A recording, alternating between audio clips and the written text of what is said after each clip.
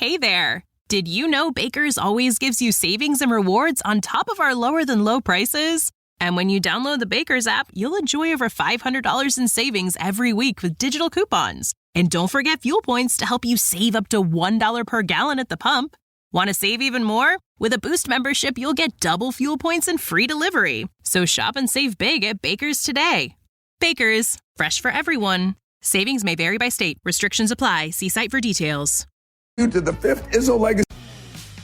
For the ones who work hard to ensure their crew can always go the extra mile, and the ones who get in early so everyone can go home on time, there's Grainger, offering professional-grade supplies backed by product experts so you can quickly and easily find what you need. Plus, you can count on access to a committed team ready to go the extra mile for you. Call, click Grainger.com, or just stop by. Grainger, for the ones who get it done. Sports fans unite. Let's go! This is the one place you can call home for all things sports. We're the Game, 7:30 a.m. Welcome to the Sparrow Stout on Sports on Lansing Sports Station, The Game, 7:30 a.m. Starring the Dean of Mid-Michigan Sports, Tim Stout. The Sparrow Stout on Sports is Michigan's longest-running sports radio show. From the high schools to the colleges and the pros, Tim has you covered. Give Tim a call on the Culligan Water Hotline at 517-300-4263 or send him an email at tim.stout@wilx.com. Now, celebrating over 30 years on the radio in mid-Michigan and member of the Michigan Association of Broadcasters Hall of Fame, here's the Dean himself, Tim Stout.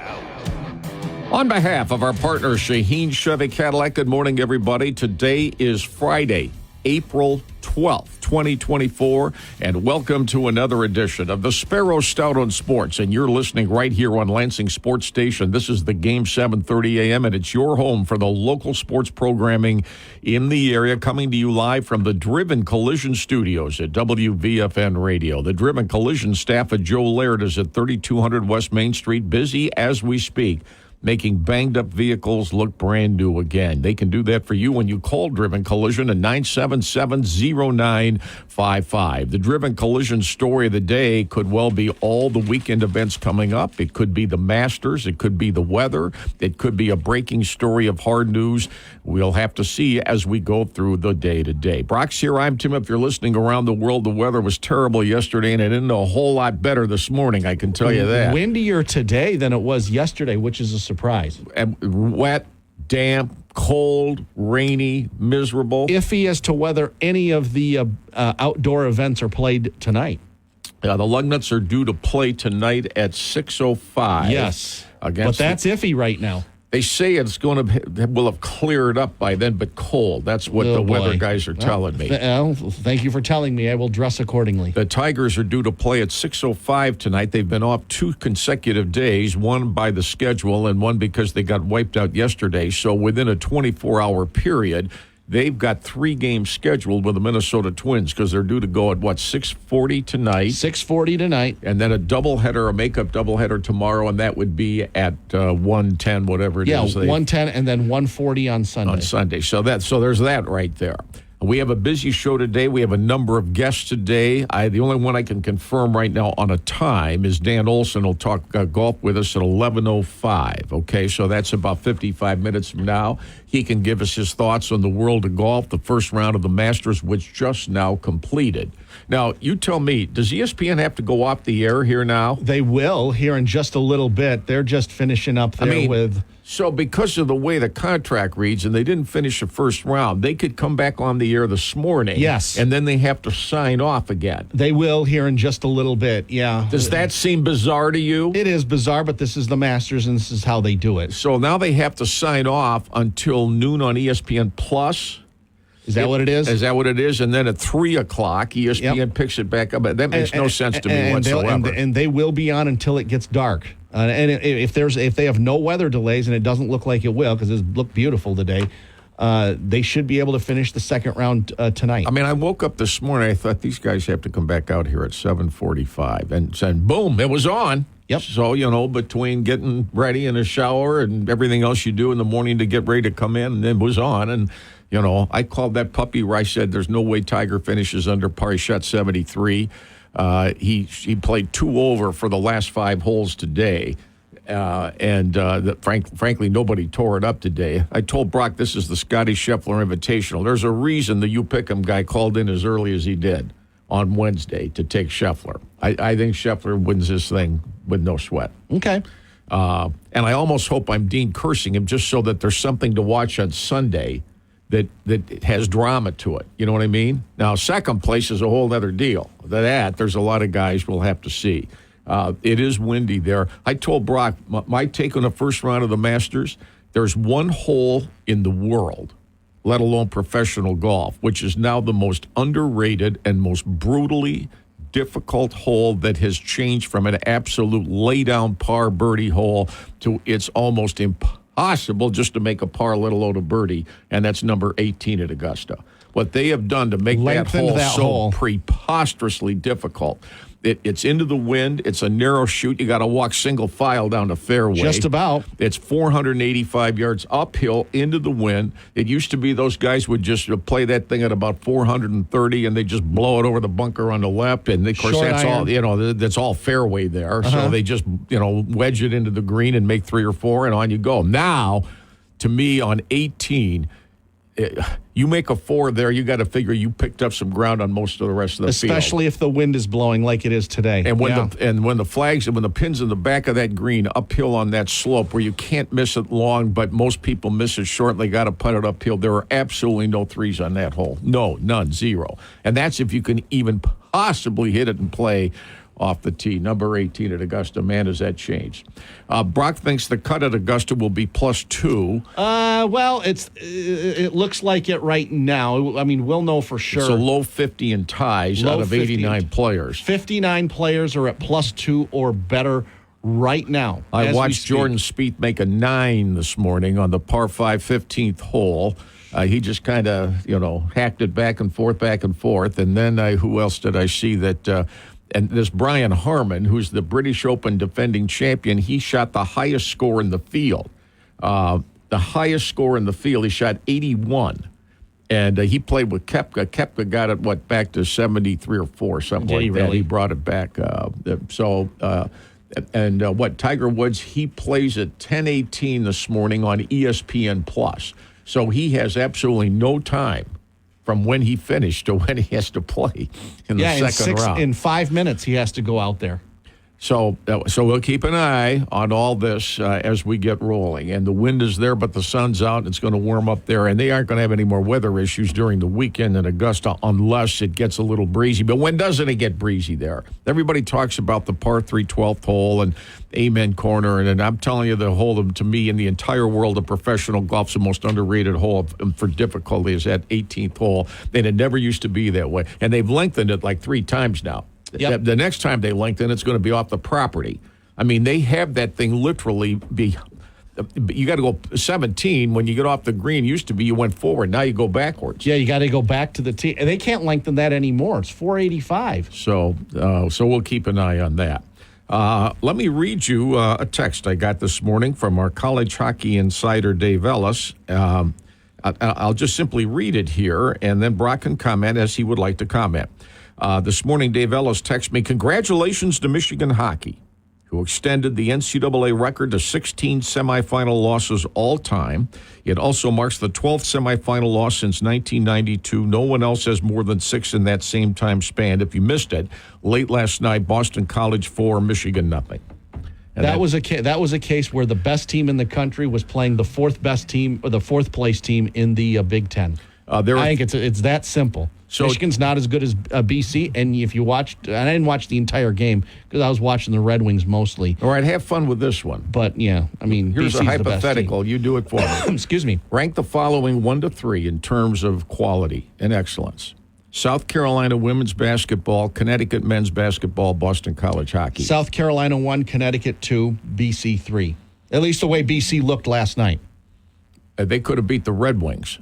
I don't know about that. I'll tell you what, they're good. Oh, they're and by really the way, good. How come nobody ever heard of the coach? Have you ever heard of the name Greg Brown? He's the coach. Yeah. Where did he come from? I don't know.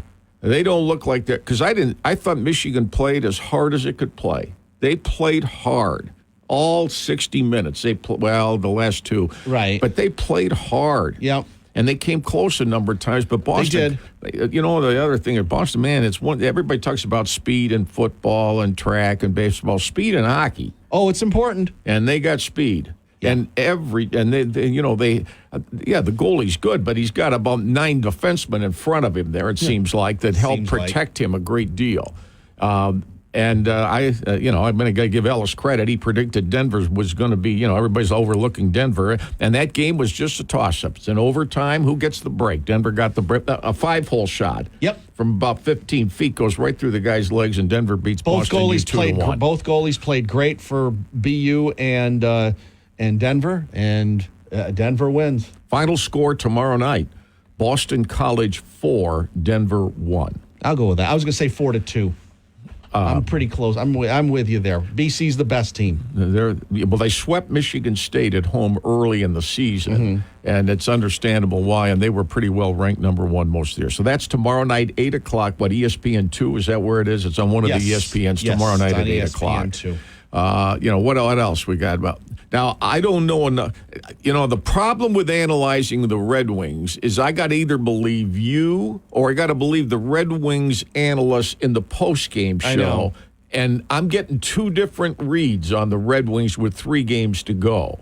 On the one hand, I'm hearing it's dire straits, and then I'm hearing from the coach, Derek Lalonde, after last night's overtime loss at Pittsburgh. I told the guys we're still right in this thing, blah, blah, blah, thing, blah, blah, blah. Because they at least got a point, and Washington got beat.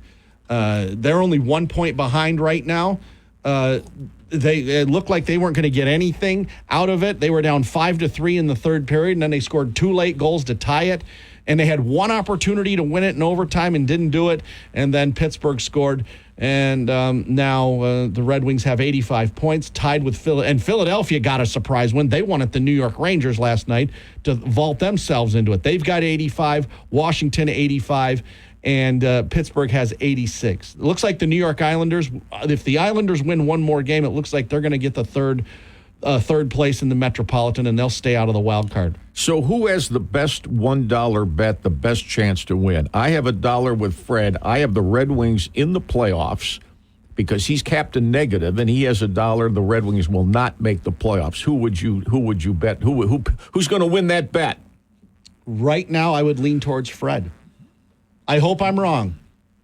But they got to get 2 points against. They got to win somehow, some way. When it was against Toronto. 5-3 Pittsburgh with 7 minutes to go, I thought this puppy's over, and there's no way Pittsburgh's going to give up 2 goals in the last 7 minutes playing defense to protect its goalie. And son of a gun, what's his name? The guy that scored the hat trick, Lucas Raymond. Out of nowhere, this guy gets 3 goals last night, and then. And then Pittsburgh, I tell you what, Crosby still's got some talent. Yeah, Crosby's a great player. I mean, he's a lot of people don't like him. They derisively call him Cindy Crosby in opposing arenas, but he's a great player. He's an all-time great, and that's just the fact of the matter. Right. All right, Tiger Woods just teed off in round number 2 at Augusta, okay, and he knocked it in the fairway for the 2nd day in a row. I thought he was a little slow coming in, but let me tell you, the hills on the backside of Augusta, I'm telling you, when you get back there, you got to start walking on the hills. So can he go 18 more? And I don't know how many thousand people are around the first tee, but let me tell you, if you didn't get there early, you're not going to see a whole lot because the first tee is absolutely a mob scene at Augusta right now. And Brock, why is that on TV? I thought ESPN had to sign off because they just showed that. They're showing it right now, so it's surprised. Live. It says live on ESPN Plus, but we don't get ESPN Plus in here. No. Now, that doesn't mean we're not going to follow the son of a gun because we're going to follow it as we go wrong. There are many other stories on many other topics, and we'll get to Mark Pope. How many people, if I say Mark Pope, how many people know who that is? If I say John Calipari, a lot of people know who that is. Right. Mark Pope's the new coach of Kentucky. Could be official as soon as today. Brigham Young. I mean, they just kept going down the list. But he's a Kentucky alum. He played at Kentucky for Pitino back in the 90s. So it's not the biggest shock in the world. So there you go. Let's take a quick break. What say you? What's on your mind this morning? Calling about our hotline is 340-263, and our email address is tim.stout@wilx.com. On we go. This is the Friday Sparrow Stout on Sports. Does your business struggle with poor cell service inside the building? Poor cellular signal in the place of work can create communication problems with internal staff and outside clients. Businesses need to be aware of safety concerns in situations where immediate communication is needed to 911. Well, the Antenna Men are Cell Signal Pros. They've provided solutions to clients all over the state of Michigan. Cell Signal Pros, they provide solutions. The Antenna Men and Cell Signal Pros. Google, go online, and check this great company out. At Shaheen Cadillac of Lansing, you drive the future with luxury at your fingertips. Experience our lineup of eye-catching sedans and SUVs. Cadillac is the next generation of high-end technology where remarkable comfort and attention to detail change the way you drive. Meet with one of our product specialists today or begin your experience online at ShaheenCadillac.com. Get this 2023 Cadillac XT5 for just $635 a month. Relax and enjoy the Shaheen difference. At Doggy Daycare and Spa, we love dogs and we know how important regular grooming is to the health and well-being of your four-legged family member. All of our spa specialists at Doggy Daycare and Spa are professionally trained, will only use patient practices, and promise to provide your dog with the most positive grooming experience possible. Give us a call at 333-WOOF, that's 333-9663, to schedule a visit to the spa and let us love your dog. Doggy Daycare and Spa, where the hip hounds hang out. Hey, Michiganders, take them back. For decades, the state returned 90% of bottles and cans, making the state #1 in the nation. Today, Michigan is only returning a disappointing 75%. State can do better, and it starts with you. Michigan's 10-cent deposit is a convenient and simple way to keep the streets, parks, and waterways clean, all while conserving valuable resources. These are your roads, your lakes, beaches, and your dimes, so take them back. The message brought to you by Shoepan, a Michigan company delivering sustainable material solutions since 1960. For the ones who work hard to ensure their crew can always go the extra mile, and the ones who get in early so everyone can go home on time, there's Grainger, offering professional-grade supplies backed by product experts so you can quickly and easily find what you need. Plus, you can count on access to a committed team ready to go the extra mile for you. Call, click Grainger.com, or just stop by. Grainger, for the ones who get it done. Tailgating season or any other special occasion, Tom's Food Centers in Okemos and Portland are ready to make it great for you. The Antaya family has created Tom's Food Centers, and they upgrade the stores with new renovations on a consistent basis. And it's also so convenient to get in and out right away 7 days a week. A lot of things on sale. The stores are fully stocked. They're neat, clean, sanitary. And for all those special occasions, you can dart in and out anytime, 7 days a week. Try them. Tom's Food Centers in Okemos and Portland. Of all the recommendations that I've ever given you on this program through the years, no one goes higher than the Munn team for real estate advice. John and Jan Munn work as hard as anyone in the business, trust me, and they truly are realtors who get results. John's cell phone, 881-6623. Jan's at 282-6781. And when they put the 1-2 whammy on a sale or to get you the best deal possible, you have the best people working for you. The Munn team, realtors who truly get results for anything real estate. We love to endorse Duff Schroeder and his company Schroeder Homes on Dobie Road in Okemos. Everything they do at Schroeder Homes revolves around helping you make highly informed home buying choices so that you're totally satisfied. Google and check the reviews on Schroeder Homes with 3 communities in the Lansing area for you to build your dream home. Call for an appointment at 349-0560. The most dependable and reliable home builder in mid-Michigan, we believe, continues to be Schroeder Homes. You go see for yourself. We've partnered for years with our official pizza, Cottage and Gourmet Pizza. You always get fast delivery and a variety of specials every day. Order online at cottagein.com. Convenient locations all over our area, especially East Lansing and Okemos. Cottage Inn Pizza, offering a wide variety of gourmet pizzas, and you can build your own just the way you want. Handmade dough closes at 11:30 each night. Way to go, George Hoover, with the continued growth and success of our official pizza, Cottage Inn Gourmet Pizza. Brian Torok tells me at the Smokin' Pig Barbecue, they've got their all full-service bar up and running with the Tiger games all season long. There'll be other sporting events up, too, but for all the Tiger games, you go to the Smokin' Pig Bar and Grill in their full-service bar.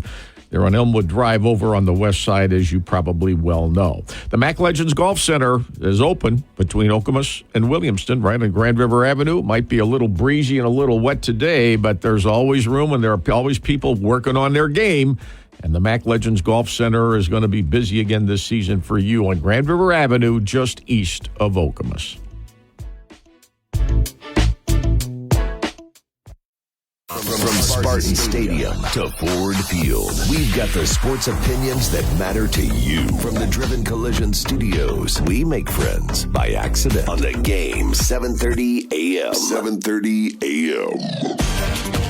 On we go from the Driven Collision Studios here at WVFN Radio. Stout on Sports, the Sparrow. Stout on Sports, right? Text or email Tim regarding the Wolverine hockey game. Boston College's Will Smith slapped into 2 goals for Boston College. You can't make this up.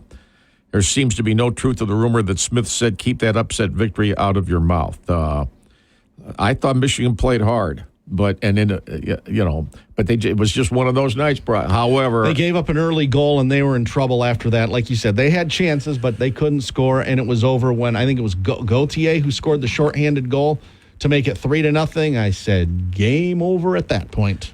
Comment on this email. Uh-oh. Tim, you've been predicting this for a while now. Networks are walking away from Major League Baseball. NBC has just announced it is dropping its games on Peacock.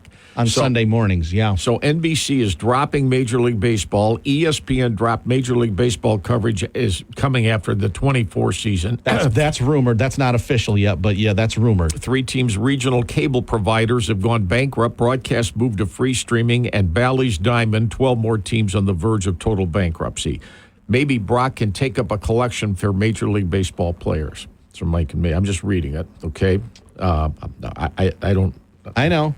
This is the one issue we've talked about. I told you, TV money is where it's coming in. Well, if that TV money goes away, they got a problem, and they have a problem now. So what else? What else is hot in the news today? Because the Masters tends to dominate, at least on this show, anyway. Well, I mean, and it dominates when they play the thing because the playoffs have not begun. So I told Brock, NBA and NHL, out of everything on TV, I said, of course, I got to check in to take a look at the crowd size for the home finale at Little Caesars Arena last night for the Pistons and the Bulls. I wonder which fan during the 41 home games attended the most games at Little Caesars Arena this past season. And how many games? How many games did one fan attend that were the most attended by any single fan? Let's just say it was another high school crowd last night. Listed attendance, 20,013. I think that's for the season. No, they're more than that for the season. I think that was for 2 seasons. No, stop. No. So last night with a loss, the Pistons have clinched their all-time worst record in franchise history. Excuse me, breaking the 1979-80 record of 16-66. They're 13-69 with 2 to go. Well, they'll be 13-69 after they lose. 13-67 with 2 to go. Right. Yeah. They're going to lose tonight at Dallas. You'll hear the Pistons game here on WVFN. 13-67. It's the same issues. And you throw injuries into it, and you're just not very good. Worst fourth quarter team I've ever seen. Their defense is terrible. Throw half the team getting injuries, and there you go. 13-67. So I'm watching, as soon as like a lot of the games, it's, typical NBA, it's close for 3 quarters, and then the Bulls said, all right, time's up, so they win by 22.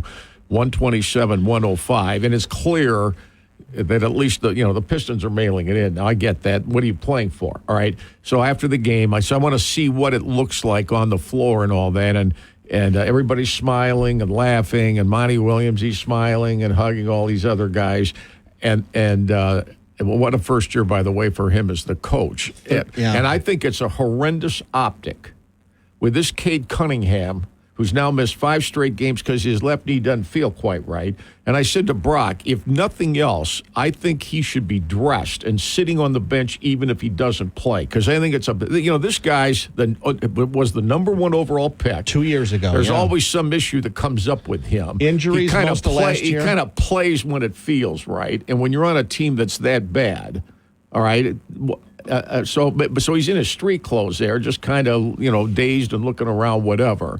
So, even if he got in for a couple of minutes, just because does it look like they're going all out? And they're clearly not. Why would anybody buy a ticket to go watch that, especially at the end of the year when they're absolutely playing for nothing? Now, there weren't many people there at all. I would think those guys that broadcast those games in Bally's must think to themselves, we cannot get this thing done fast enough. And there's no way to sugarcoat it, because during the game they'll say this guy made a great play, this guy made a great play, this guy's really trying. This is pro. These are pro sports. These guys are making millions of dollars a year, and the production level's zilch. Okay, 13-67, and as Brock says, soon to be 13-69. Very likely. They hate those back-to-back games, and for the Pistons, I thought they got to go get on a plane down, fly to Dallas, get in the middle of the night. And Dallas is good. Yes. So Dallas won't lose to them. And then Sunday afternoon at 3 o'clock, they bring the curtain down at San Antonio. They do. And that team's not very good either. But it's about 5 wins better than the Pistons, and that'll be the last game for the rookie this first season, Wembanyama. Victor Wembanyama, yeah. And then how long does it take, or how long should it take before there's some enormous announcement from the Pistons that that the whole organization is serious about the embarrassment? Because the Red Wings are on the upswing, the Tigers are on the upswing, the Lions are on the upswing, and the Pistons are the joke of the NBA. They're like what I call the Donald Sterling Clippers. Getting that way. Remember when Donald Sterling and everybody laughed and everybody about them? said the Clippers are the worst franchise in any of pro sports, and nobody's close. And then he was forced to sell. Right. And what, Steve Ballmer? Who's worth, I don't know how many trillion. So, and is now building basically his own arena because he doesn't want to share it with the Lakers. So he put, some emphasis into the thing. He's building a new arena right next to It's right next to the Forum. It's in Inglewood, I believe, and it'll be finished by the time they play next season or next fall when the new season starts. Yeah. So wouldn't you be embarrassed if you owned the Pistons? And not only just this season. They're awful every year. I mean, they're not bad. They're awful. Tim, they have not won a playoff game since Game 4 of the 2008 Eastern Conference Finals. 2008, that's 16 years ago. Soon to be 17. I mean, these were numbers that we associated with the Lions. Oh, my goodness, Those were numbers that you associated with the Detroit Lions. And I don't see where, but I think it's a terrible optic with Ed Cunningham standing around in street clothes, just looking around in space during all those timeouts, whatever. He's just around there because he has to be, probably to get paid. And I thought, you know what, dress the guy and let him warm up or whatever. And if you don't play him, you don't play him. But make it look like it matters that he should be there. But I don't think many people care at this point. I don't know what kind of revenue they took in from ticket sales, and I don't know what they charged some of those people. But whatever it was, you got to be a glutton for punishment to think that it was worth going to watch them play. So they're done now at home, 13-67. They're at Dallas later on tonight. What else we got tonight? There's the Red Wings don't play till tomorrow. Is that a night game at Toronto? That's a night game tomorrow. So who wins that? Put the Seabush curse on them, on whoever. I think the Red Wings will beat Toronto. They're going to win at least 2 of the last 3. You think they're going to? I don't know if they're going to beat Toronto. Toronto's one of the better teams in the league, and Austin Matthews has a chance for 70 goals this season. He's go one 68. Further with you. The Red Wings will get at least 1 point in each of the last 3 games, minimum of 1. Okay. They're going to get 2 at home with Montreal. The road finale's a little tougher because I can't tell where it is with Montreal. But that if you're going to play a team back-to-back, you want to play Montreal. You want to play Montreal. But that makes the game against Toronto tomorrow night just massive. You'll hear that here on WVFN. Now, what if the Wings lose in regulation tomorrow night? Then they're in serious trouble. Well, you said that yesterday if they lost to Pittsburgh, and they lost to Pittsburgh, but nothing's really changed. It has changed a little bit. Washington lost in regulation to Buffalo. That's a good thing. And they at least got a point out of Pittsburgh. Yes, Pittsburgh got 2 points, but the Red Wings got 1 because they came back from a 5-3 deficit to at least get a tie at the end of regulation. So they're only 1 point back with 3 games to go. And the Toronto game is important. And Dylan Larkin said after the game, got to find a way to get 2 points at Toronto. Well, got to find a way to get 2 points at Toronto. I mean, that isn't earth-shattering. Anybody can figure that out. Yeah, and they don't control their own destiny. They need help. So, all right. So tomorrow night, if you want to watch Boston College Denver, that's on from St. Paul, Minnesota tomorrow night. 8 o'clock, right? And that ends the winter sports season, at least for the hockey guys. Yep. So that brings the curtain down on that. I keep thinking there's some. And now, do we have any other basketball head college job openings besides Brigham Young? Because the Brigham Young guy, Mark Pope, just got a 5-year deal to be the new head coach of Kentucky. I want to wish him well. Because they've got they have a short amount of tolerance for any. How much of the Masters did you see yesterday? Did you see much of the Masters at all? A little bit. You know what? I got to tell you, I'm surprised they got as much play in as they did yesterday. It did not look promising. But I wondered, how did they struggle as much getting the play in with 89 players? Because most of the fields for those events, the majors, are 156. Had they have had that many, they would be playing for weeks. And Tim, they'd just be finishing the first round. You know what I think right now. But you know what I think affects this? I think the pace of play is so slow in that tournament because that course is so difficult for these guys to figure out, especially on the greens. Yeah, and they know it's going to be slow, so they just know it's going to be slow, so they take forever to go ahead and play around. And I think that delays play a great deal. And with the amount of daylight that you have in April as opposed to June. You don't have as much time. You don't have as much time to play because it just gets dark earlier. When those guys all say, "Well, this is a fun course to play," or whatever they say, and I always think to myself, do they really think that? Because every single one of those holes has issues that you have to navigate where you got to think it out. But you can score. There's places you can score. Yeah, but there are places you can go for a figure. Oh, I know. I mean, there are places on that thing where you can absolutely go for a figure. Tim, 15 is a classic example. 15. I've seen so many eagles that I can't even count. Well, and yet, if you hit it in the water or hit it in the wrong place. Well, Spieth made a 9. Yeah. There were a couple of 7s this morning. And they said, well, how did he make a 9? I said he had to make a 3-footer, or it would have been a 10. I mean, he just kind of kept... hit a couple balls in the water. Well, he flew the green, and then that's where all the trouble began and there. But now, I guess, round number 2, so that's going. So they aren't going to have any weather, so they'll play this thing now, and then they'll cut at the end of the day today.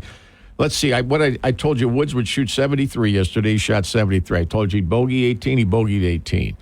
All right, now he's just teed off. I'm going to put him down today for 74.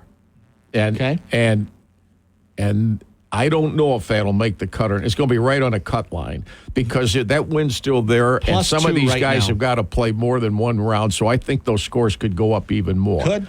The winning score is going to be 13 under par on Sunday night. Okay. And that'll be, it's got to be Scheffler. The only guy I see that, I got to see DeChambeau play today, but DeChambeau to me he's getting it, Brock. He's getting it because he's changed his swing so that he's not breaking his back in two. Right. And he's slimmed down too, remember? He's done that, and he's always been a tremendous putter. Now, that can change, okay, on these greens, and when the pressure comes up, that can change. Plus, he may end up getting paired up with Scheffler. And that, you can say what you want. Scheffler can get paired up with anybody. It doesn't bother him. DeChambeau, I would have to wait and see how that plays out. So that's all ahead for us today.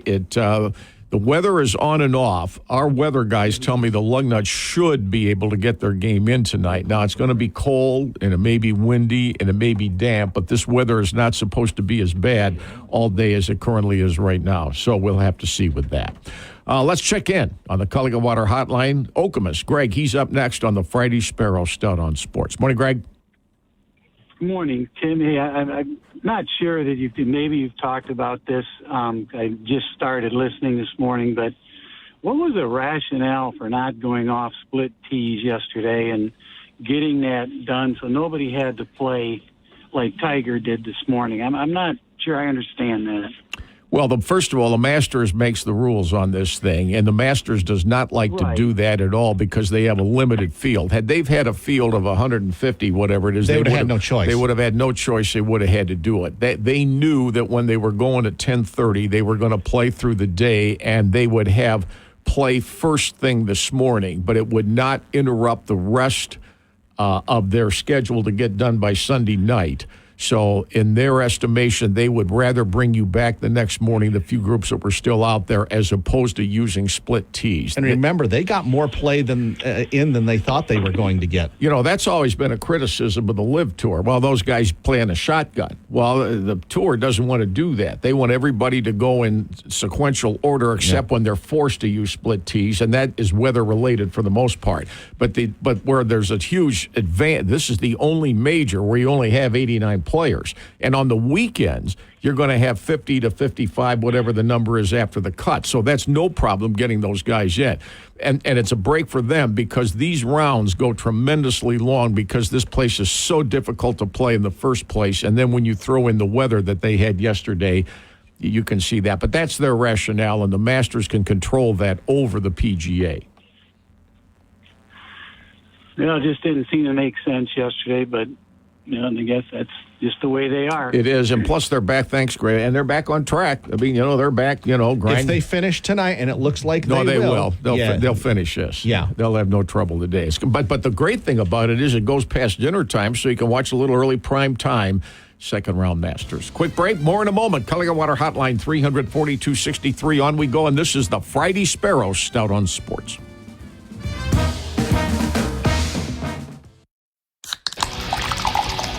Here's what's on tap today here on the game, 7:30 a.m. WVFN. Coming up, we got, Dan Olsen's coming up at the top of the next hour, and we will have Jim Comparoni on with the Culligan MSU Recruiting Report. Got other possibilities as well.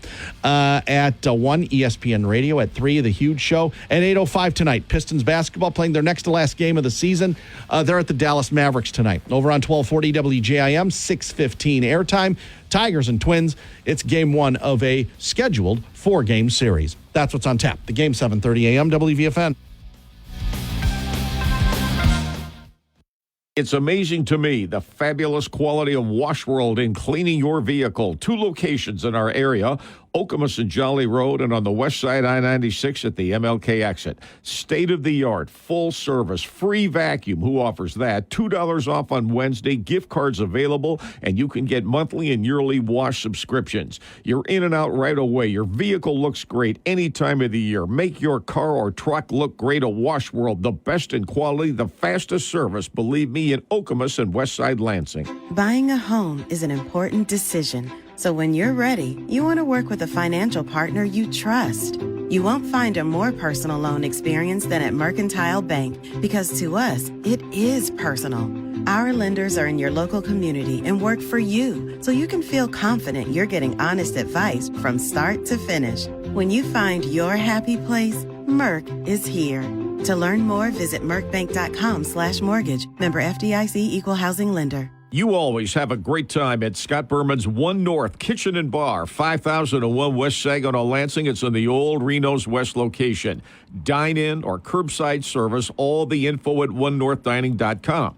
Or call 901-5001 for any special event. Open 11 to 11 and then till midnight on Friday and Saturday. A casual and entertainment-based environment where your gathering will have a great time every time. That's One North on West Saginaw in West Lansing.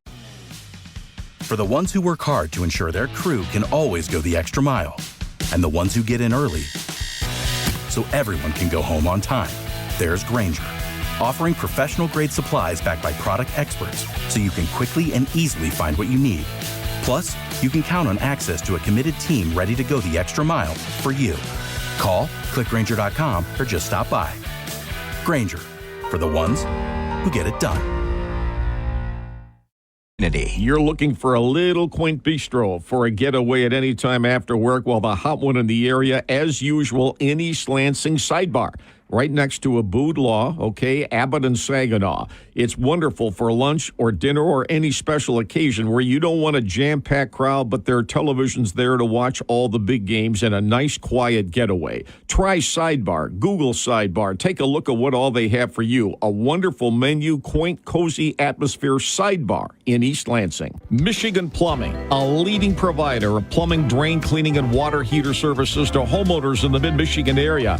And you can get an expert in your home free for an evaluation. Call 322-2994. 24/7 emergency plumbing and drain services for the entire mid-Michigan area. All home plumbing emergencies, all makes and models of equipment. What a great company it is. Michigan Plumbing. And they're right when they say we exceed your expectations. See for yourself. Michigan Plumbing today. If you're thinking about home renovation or adding or changing a deck at your home, you want Custom Built in Okemos. For more than 15 years, Custom Built Design and Remodeling has been the leading full-service design, build, remodeling company in mid-Michigan, and owner Michael Flory has built it from the ground up over the years. If you're curious about what the difference between a general contractor and a design build company is, you got to Google Custom Built in Okemos to see all they can do for you. We swear by Custom Built in Okemos, a great renovation company. Lake Lansing Road Mobile, across from the Eastwood Town Center. There are great employment opportunities there, and their service bays will fix your vehicle Monday through Friday when you call 484-2300, okay? And don't forget, a touch-free car wash gets you 25 cents a gallon off the price of gas.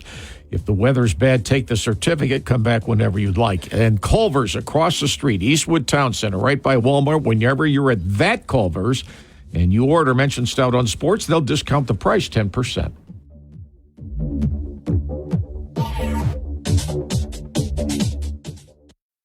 Sports talk and the best play-by-play in Lansing. It's just what we do. We're Lansing's #1 source for sports talk. The Game, 7:30 a.m. On we go from the Driven Collision Studios here at WVFN Radio. Time now for our daily Gillespie Group Sparrow Stout on Sports High School Salute. And the Gillespie Group is renowned for bringing great change to creative real estate solutions. Many of their developments are recognized locally and nationally, certainly in the mid-Michigan area. Girls high school lacrosse. It's a combination team, a co-op team, Hazlitt-Williamston. That team last year went 19-3 and challenged for the state championship. And the coach is Chad Pastor, okay? And he's in his 5th season as the girls lacrosse coach at Hazlitt-Williamston. He's got 2 seniors. I'm going to guess Kylie Pastor, who's on her way to play at Coastal Carolina in girls lacrosse next season, and fellow senior Emma Kincaid is going to go play at Kent State. They're the leaders of this team, both seniors. And look out for the Hazlitt-Williamston girls lacrosse team led by Coach Chad Pastor to certainly contend for the area league title this spring and make a run in the state tournament. You can live close to it all in the Gillespie Group's Prudent Place Apartments with spacious layouts, walkable to the Stadium District and Old Town, and multiple floor plans are available. And the Gillespie salute and wish well the top preseason girls high school lacrosse team in our area, the combined co-op team Hazlitt-Williamston, led by Coach Chad Pastor. Kylie Pastor and Emma Kincaid Sr. is going to go play in college next season, will lead the way for that team this spring. Cullington Water Hotline in Holt Karnak is on the Friday Sparrow Stout on Sports. Good morning. Hey, Tim and Brock, good morning. I'm looking at Futurecast, and it looks like Saturday the 20th in Ann Arbor, Michigan is going to be a balmy 46 degrees for the spring game. What do you think the attendance is going to be? Well, look, for spring games, a lot of people go who are going to go in the first place. Michigan's coming off a national championship. And the curiosity factor is going to be there with a new coach, just as it will be here, because Michigan State, if it's 46 in Ann Arbor, it's probably not going to be a whole lot different in East Lansing. So, there are hardcores that are going to go regardless. 46 is not a problem for some people. If it's 75, yeah, that probably helps attendance. Anywhere, that probably helps attendance. But if it is going to be in the mid-40s, you can always watch it on the Big Ten Network, although Michigan's on Fox and Sports so is Ohio State. And Ohio State is, too. You think the Big Two get a little better treatment from the networks? Michigan State spring practice, I understand, on the 20th, a week from tomorrow, is tape delayed to 4 o'clock. So there you go. Lansing, Joe's up next on the Sparrow Stout on Sports on this Friday. Morning, Joe. Morning, Tim. The guy that I'd heard, is he the president or the vice chairman? His name's Frank Ridley. Fred Ridley. He's the chairman of Augusta. He's Brock, didn't he win the U.S. Amateur as a player himself? You know that better than I do. He was a very good amateur player in his own right, and I think he frankly dabbled on the pro tour, but he is the head of Augusta National now. Okay, now he did a press conference the other day, and he had talked about, maybe I just heard it wrong, they're going to do future expansions in the area. I heard they had bought a 21-acre municipal park. He said something about they're going to considering building underground parking, a facility for the players and their families. And I didn't know if you had heard about it. I don't know if it's in the future. But, obviously once they start, lengthening the course, and I don't know how much land they got, but they got to start getting into other people's property once they start doing that. Well, they've already done that. And the classic is, thanks, Joe, there's free parking there, Brock. So they tried to buy up all the property around, but one or two people refused to sell their homes. So there are cars parked in the parking lot all around these houses because they wouldn't give it up. I don't know why they wouldn't, because it's certainly, during this week, it's just nothing but cars around them. Right. The stat I heard this last week, why that course looks as good as it does, Augusta is the third largest city in the state of Georgia. 78% of the water usage in Augusta, Georgia, is used at Augusta National Golf Club. 78% of the fresh water used in Augusta. So when you see how green and lush that place is, I remember the times we were there when you stayed till the bitter end, Brock. I don't know how many, the moment play's done, out come the lawnmowers. I don't know where they store them. Honest to goodness, there had to be more than 100 lawnmowers. Are those guys full-time staff? What does that cost? Those lawnmowers, where do they maintain those? How many times are they changed? It's just mind-boggling the resources that place has, because their merchandising brings them millions upon millions of dollars every single year. They never have an issue financially with anything they have to deal with. Never do. Now, I did not hear the gist of his news conference, other than the fact that the big deal there was what was the Masters going to do, if anything, and Olsen can comment on this in 12 or 13 minutes, to help unify the best players in the world, because Ridley made it perfectly clear that the aim of Augusta and the Masters was to draw the best players in the world, however you define them, to play in this event every single year. So they're not going to discriminate against qualified LIV guys. I mean, where the issue is going to come up once again is how do you rank these guys with a realistic ranking where they're both, it's like saying if you're going to AAA ball players with major leaguers and take the stats and then combine them together, and how would you make that equitable? Well, you can't do it because they're both at a relatively different level. So I didn't hear, he always gives a state of the Masters address at some point, in the days leading up, a couple days or the day before, whatever it is. So that's that. What else? What else do we? I don't want to. Well, Mike Pearson sent us. I do have this. Sent us I'm some trying to information. decide if I want to save this. I'm going to save the bit because I don't think I can do it in 4 minutes. Or do you think? Well, maybe I can. Okay, I think you can. Maybe I can. But bless his heart, Mike Pearson, our Big Ten historian, is telling me today, Tim, on this date, 48 years ago today. All right, April 12th, 1976. 48 years ago today, Judd Heathcote was introduced as Michigan State's new basketball coach. And we have a clip of his comments upon taking the Michigan State job. I think in Judd we have a combination of a lot of good things that will be very pleasant, very pleasurable, and very productive for Michigan State basketball. And I'd like at this time to turn the microphone over to our new head coach, Judd Heathcote. Judd?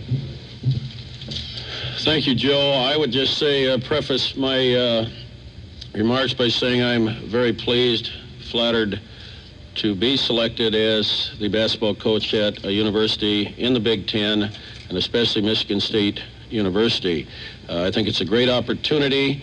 I believe that basketball in the Big Ten is probably the best in the country, and I hope to build a program that we can compete successfully in the Big Ten. I'm not going to sit up here and go over a lot of things, but try to answer any questions that you might have. I think a number of those have been asked me by probably certain of you in the room over the phone. I hope you will bear with me, have a little patience as far as trying to remember who you are and who you're with. We had a press conference when I was hired at Montana, and the other guy and I got along very well. So, this is something new and different for me, but believe it or not, I've been around a little bit in basketball circles, and just like to say that Judd Who is here.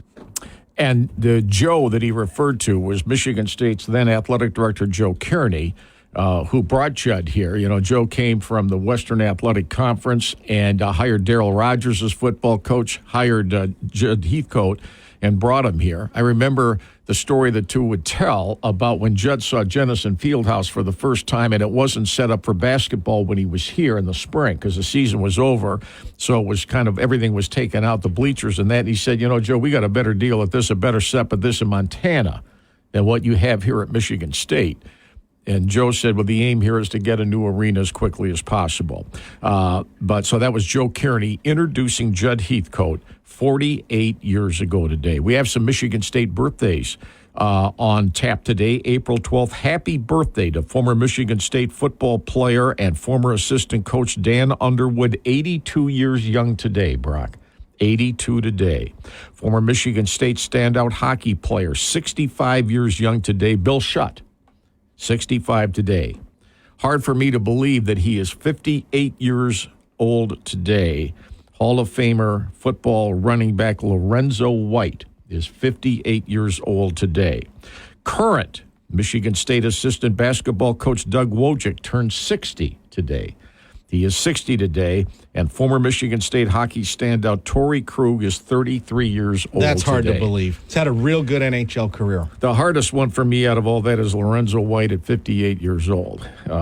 He can't be 58. But again, Mike Pearson, our Big Ten historian, you can subscribe to his service and get all this and a whole lot more because it's certainly worth it. We thank, and you were right, we could get that in before. You did. He said, sorry, I missed you yesterday. I'm back home in Oxford, Ohio today. He said, this is a noteworthy day in Michigan State lore. 48 years ago today, Judd Heathcote introduced, as Michigan State's new head basketball coach. More in a moment. After the news, Dan Olsen is due to join us. We'll talk golf and get the state of everything in his world that relates to all of us, what's going on at the current time. This is the Friday Sparrow Stout on Sports.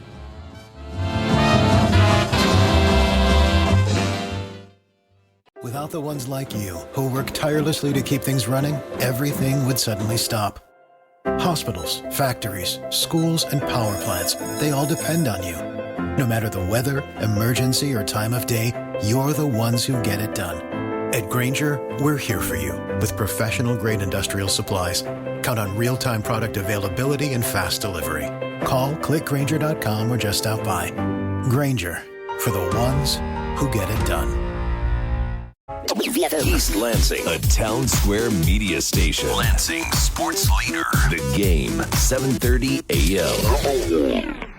Hey, Tom. Support for this podcast and the following message come from Corient. Corient provides wealth management services centered around you. They focus on exceeding your expectations and simplifying your life. Corient has been helping high achievers just like you enjoy their lives more fully, preserve their wealth, and provide for the people, causes, and communities they care about. As one of the largest integrated fee-only registered investment advisors in the U.S., Corient has deeply experienced teams in 23 strategic locations. Corient has extensive knowledge spanning the full spectrum of planning, investing, lending, and money management disciplines. Leverage Corient's exclusive network of experts to craft custom solutions designed to help you reach your financial goals, no matter how complex they may be. Real wealth requires real solutions. For more information, connect with a wealth advisor today at Corient.com. That's Corient.com. Corient.com. Back to the best in sports talk now on the only station serving Lansing with the best sports talk for 30 years. The Game, 7:30 a.m. Welcome to the second hour of the Sparrow Stout on Sports, starring Tim Stout on the game 7:30 a.m. You can call the Dean on the Culligan Water Hotline at 517-300-4263 or drop him an email at tim.stout@wilx.com. Now, celebrating over 30 years on the radio in Lansing, here's the Dean of Mid-Michigan Sports, Tim Stout. Hour number 2 this morning is brought to you by the 2 Wash World locations in our area, Okemos and Jolly Road, and I-96 at the MLK exit. When the weather's bad, use the free vacuum. That's all the time. $2 off on Wednesdays, gift cards available, frequency discounts, and the best wash anywhere from the 2 Wash World locations. We always appreciate it when our golf insider, the Greater Lansing Sports Hall of Famer Dan Olsen, joins us on the other end of our line from his home in Florida and gets us updated on the world in a variety of different ways of golf. Morning, Dan. Good morning. What's happening? It's blowing around in Florida where you are on that part of the United States more than just up the coast a bit. It's been windy down. It's always windy in Lansing, but is it windy there where you are too? Yes. Yeah, it's nasty. Yeah, it is, although at least the sun is finally shining at Augusta. Through this entire Masters week from say, last Sunday, when players started to arrive to where we are at this very moment, do you have any thoughts on anything regarding the tournament that has stood out to you and caught your attention? Well, they better be careful of DeChambeau. Because if they just can't. You know, they're not helping themselves by making Norman buy a ticket. You know, I'm not really sure what they were getting out of that, but the Masters Committee, but there's a lot going on that probably nobody else knows about. I've heard they have a deal, and it's from a PGA Tour tournament director. And the deal's the top 30 live players from this year will join 70 to make 100. Now, and then going forward, they'll just have 100-man. It'll be a 100-person PGA Tour. So you texted me something in this regard earlier this week, and I was looking for something around those lines to get to the rest of the media and to break out. And when I read that, I thought I must not understand this correctly because the PGA Tour has how many players? 150, 200 players that have PGA Tour cards. Are you telling me that a new deal would eliminate more than 100 players? Is that what I'm hearing? Absolutely. They're going to tell you that we're not eliminating you. You're exempt on the DP World Tour. The excuse is that we're not eliminating you. So you're going to have to travel all over Hell's Half Acre around the world in order to make a living as what you think as a tour player. You think you're a PGA Tour player? Okay, well, here you go. Now you got to go all over the world. Unless you're top 100. Now, out of that top 100, 15 are going to lose their card. So they'll take the top 15 from the DP World Tour and just call it a day. And then Brock, to follow this, you're going to have the new World Tour, which is 100 players. Below that is the DP World Tour, and then the Korn Ferry. So you're telling me the revised world it would not be called the PGA Tour anymore? Sure, it will. Yeah, no, they'll keep that, but it's really a World Tour. I don't know who they think they're going to kid. So the 30 LIV players, will there still be LIV tournaments? No. And when would this be announced? To the current players, are they aware of it? I cannot imagine that would be popular with a rank and file. No, I'll bet. Well, it's going to be real popular with the top 100 with the 100 guys that get to play, for sure. But it's not very popular at all. In fact, the Korn Ferry Tour is very well aware they've just gotten shut out of the whole thing. So are you telling me, Dan, that under that setup, the Rocket Mortgage Classic would have the top 100 players, 30 from LIV, 70 from the PGA Tour for its events, and the other PGA Tour stops as well? Well, I'm not sure why any of those guys would play there unless they're going to take double the purse. So they're going to have lower tournaments available, but I think they might make them part of that Rocket Mortgage might be might not be part of their 100-man plan. So the 100-man plan, how many tournaments are we talking about for the 100-man field? I'll bet you they'll have 30. And if someone in the 100-man field can't play for whatever reason, do you fill it with another player or will play with 99 this week? They'll fill it, but they'll be crazy to not. See, they have to make it where in order to sell it, you have to guarantee the product, and which, as we know, right now they can't do that. Okay, so they probably are going to have 30 events at the most, because then you're going to say, look, you guys, hardly anybody's going to miss. So right now on the Champions Tour, you don't have enough tournaments. You've got maybe, I don't know how many, 25. I could look it up real quick, but there's so few tournaments that nobody really misses a tournament. That's what they need on the PGA Tour that they currently do not have. So I would imagine that's going to be priority one, is making it so nobody wants to miss. And then how do you allow Tiger when he decides he wants to play? Because you can't not have Tiger. Phil is going to be exempt for years because he won a major 2 years ago. So I'm not sure of the specifics, but what I do know for sure is it's 100 guys. They're going to take 30 from the LIV this year. And then going forward, why do they don't need the LIV? It's not a great product. So but the product is the tour. But you're telling me the answer to unification moving forward, to solve the problem of having the best players in at least as many events as you can get the best players to play, besides the four majors, is that kind of a unification with a 100-player field. Is that what you're saying? Yes, that's a great way to say it, Tim. It's a unification of 100 guys. Why would you wouldn't? The LIV Tour has no legacy value. The PGA Tour name has significant value because people recognize it. They know it's the tour, and then they'll be able to say, "Look, we've got all the players together again."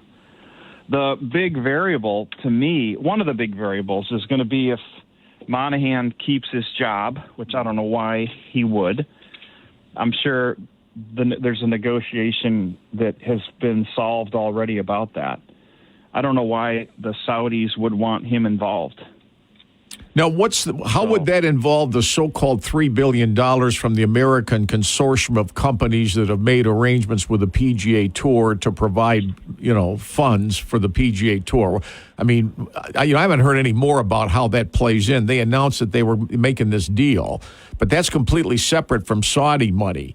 And frankly, and I was surprised by this, all of the advanced analysis on the Golf Channel in advance of the Masters this week, all those guys kept saying was, well, we don't know how this is going to play out. Well, they said that last year they don't know how this is going to play out. And I thought there might be some clarification coming into the Masters, and I haven't seen any at all. Well, you got to remember one side, the PGA Tour side, apparently is a clown show. So I think they're not done getting beat up on the details. But all I know is there's a very influential tournament and director that says this is what's going to happen. The details are being worked out. Right. Would that be in effect, say, in 2025, next year? I wouldn't wait if I was them, because the longer they wait, this is like the '94 baseball strike. I mean, this is so bad. The PR of this is so bad that they better get this done now. And how would it affect the network television contracts with the PGA Tour as we know them today? Well, they can guarantee the product, so they're going to be good. So that would it'll be really good. And I would guess the networks would just as soon welcome that if they can get better players in the field to televise. All that does is perhaps lure more viewers to the set to watch the tournaments that they're not watching now. Correct? Yeah, this is like the baseball strike. They're losing people by the week, right? So, but this is a disaster. How might this play out if it does play out the way you're suggesting for someone like Ryan Brehm out of Michigan State? Oh, he's going to have to play the DP World Tour if he's even exempt for that. He might have to go back to the Korn Ferry. It's a disaster for Ryan Brem. That's a great example. It's great that you brought him up because he's our best local player ever, right? So how it affects him is going to be harsh. He's going to have to really get going, and he should have taken that live money. And remember when we talked about that? He said his wife needs to go sign his name. Chelsea's telling him what happened to my money. Let's just go, She's too smart for that. Just go sign his name. Don't even tell him about it. But you know what? He was on the air here with DeMarco a couple of years ago, and Dave asked him about would you go to Lynn, and he didn't deny that if he got an offer. The problem, he said, Fred asked him the same thing. He said if he got an offer similar to what the other guys are getting, he'd have to listen. Man, if you get an offer, you got to listen to that, especially for a fringe player like himself. Fringe from the standpoint that he's got to struggle every single. I mean, Brock and I were looking the other day, Dan. This guy's got to play at all those events, and he makes the cut. And then I say, Brock, what did he make last week? He says he made $16,000. I said, man, that doesn't even cover anything. I mean, a lot of his checks of his cuts are $16,000 here, $18,000 there, and that's assuming that he makes the cut in the first place. And he, like you say, you can argue that he's the best player that ever came out of this area. Oh, I don't even think you can argue. Yeah. I don't think it's even close. So if you compare Ryan Brem to, say, a major league pitcher, okay? Let's say Ryan Brem is like a left-handed relief pitcher that throws 103. And if he gets his command a little bit, that's how rare he is, okay? When's the last time a left-handed relief pitcher that could throw 92 made $16,000 in a week? Never. Yeah. I mean, 30 years ago. So you can't look at it like there's two variables, or there's two very interesting points of discussion. One of them is when you compare the rarity of a PGA Tour player to the rarity of another athlete in another sport, and you equate the money they make. Okay, so golf is very underpaid, the golfers. All right. Number two, where in the world does all the money go that the tour takes in? Because they make it disappear very fast before it hits the purses, which is Phil Mickelson's contention. Where is all the money? Okay? Even he knows that. He must have a smart accountant that helps him add and subtract, So these guys, it's up for the PGA Tour. Now they're losing their rear end financially because they don't have a product, and they're getting ready to lose the whole thing. So I bet you they had to scramble and make a deal real fast, and I'll bet you it's a bad deal for them. Okay, but you're going to have to sit down and really decipher it. So when I look after, I don't know how much of the first round you've seen. The guy there are two guys that amazed me. First of all, DeChambeau had to completely change his swing, which I didn't know if he could do that. I knew the way he originally did. I said nobody's back is going to last that long. I was impressed with what he did yesterday. But what the tour guys say, he's one of the most underrated putters they've ever seen. Now, I had a great round yesterday. My thing is, Dan, I've not seen a guy like Scheffler with a consistency in a long time the way this guy plays. I mean, this guy is never out of play. And, yeah, he misses a few putts and then shoots 66 doing it. What do you make of those two guys? And the other thing that was funny was they said, well, Koepka's going to be miserable because he's stuck with Brian Harman, who waggles 14 times, but Harman's the British Open champion. He shot 81 with Koepka yesterday, and they weren't on TV very often. Koepka got in at 74. And watching Woods, I think he's going to have a very difficult time getting through 18 more today because it still looks to me like he's halting the way he gets up and down the fairways. If you have any thoughts on any of that. Well, you just loaded me up, Tim. So let me think for a second here, okay? So immediately the pairing for Koepka is not an accident because that is a torture chamber for him, okay? Yeah. And Harman is so small physically and so well liked, other than that he has like this nervous tick called a pre-shot routine. I mean, who are you going to affect harder than Brooks Koepka than that? So that's intentional. Okay, so I think the Masters Committee knows that Koepka is a caveman, basically.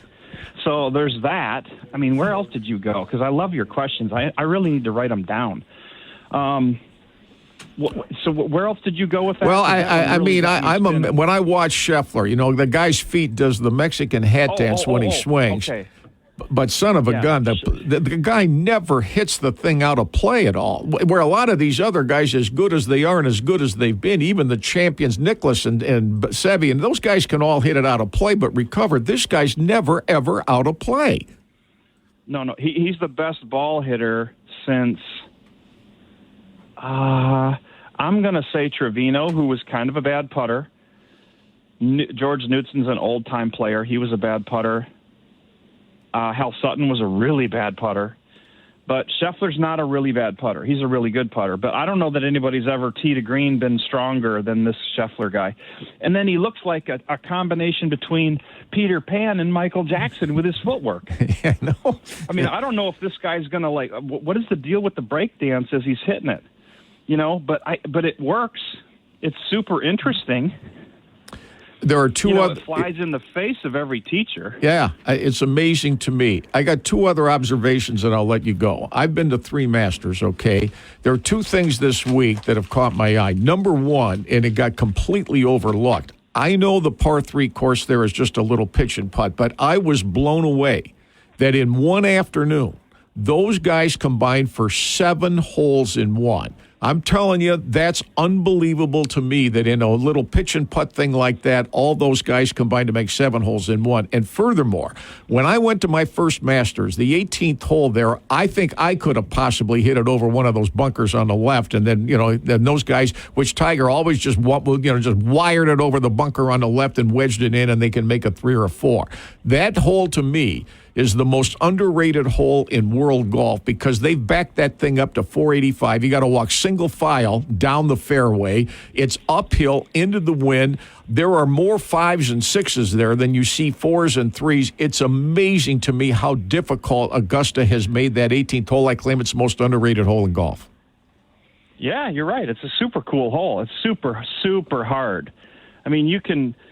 Brock, you're falling down. You should be telling us what the statistics are on these holes. You're just over there being lazy. Tim asked me, says, Brock, check and I'd have to look in each individual round from yesterday to figure out. I didn't expect him to figure. I said 89 guys played yesterday. I'd like to know, break it down of the 89 guys who played. How many made a 3? How many made a 4? How many made a 5? And how many made a 6 or more? And I'll bet there are a lot of others on the card.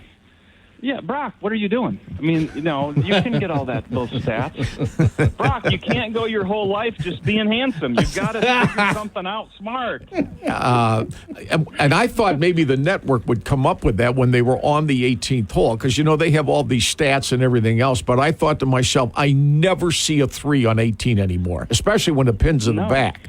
If the pin's in the front, they'll use it as a backboard and it'll fall back down. But when that thing's in the back, nobody flies it back there and sticks it because it'll either bounce over the green, which happened for a couple of guys.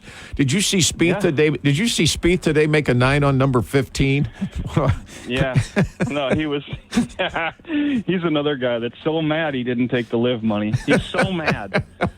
I should be a sports agent. I swear, I really should. I could be the Don King of golf. You and I and Brock should be the Don King advisory group of golf. So moving forward, we'll start with Ryan. Yeah, before you go, what are you looking for out of the final 3 days of the Masters getting to Sunday night? Give me a crystal ball. Well, I was really surprised that one guy, DeChambeau shot 5 under on the back 9. I can't believe Scheffler shot 6 under because he's obviously immune to pressure. Like expectation-related pressure. He's the number 1 player in the world. He's won all these majors. And here he goes and blows for 6 under the first day. So I would bet an awful lot of money that he wins the tournament. And then I would look for some really exciting stuff out of people's commentary because the live guys have made enough money where they don't care if the tour is they can't bully him anymore. So you're seeing. Did you hear the comment that Mickelson made about Tiger? About if he misses the cut, all the ladies, the ladies of the night. Better take cover in Georgia. He says they better take cover in Georgia and Florida if he misses the cut. Yeah, because he says I'm going to abstain from sex. I don't know. I would belly laugh if I heard that live. I just would belly laugh. I'd say, hold on a minute. You guys got to stop it. Just quit it. Well, Did he really say there that? were a couple other lines. Jason Day said, I hope Tiger doesn't get nervous when he plays in our group because he's going to be around all of our fans, okay? So I hope he doesn't get nervous playing there. And Mickelson, to me, had the best line of them all. He asked him about playing a Masters. He says, you know what? It's a very nice tournament amongst the low-paying tournaments that we play anymore. Yeah, I mean, Phil, you can't say that, man. Those guys get mad. Those guys they're green-jacketed nerds. They're going to get mad. You know, they're going to give you Brian Harmon next year. So then the other line I heard this morning, and I don't know who said it, Scheffler's wife is due for a child, and he's hoping that the child isn't born on Sunday because he wants to finish the Masters. He claims that he would pull out and go watch the birth of his child. But there's another guy that said they're going to name the kid Rory because Rory never shows up on Sundays at all. Yeah, I mean, you never saw commentary until recently like this. Yeah. I mean, these guys are pulling the gloves off. They're taking the gloves off and swinging. I mean, this is going to be beautiful fun. It is.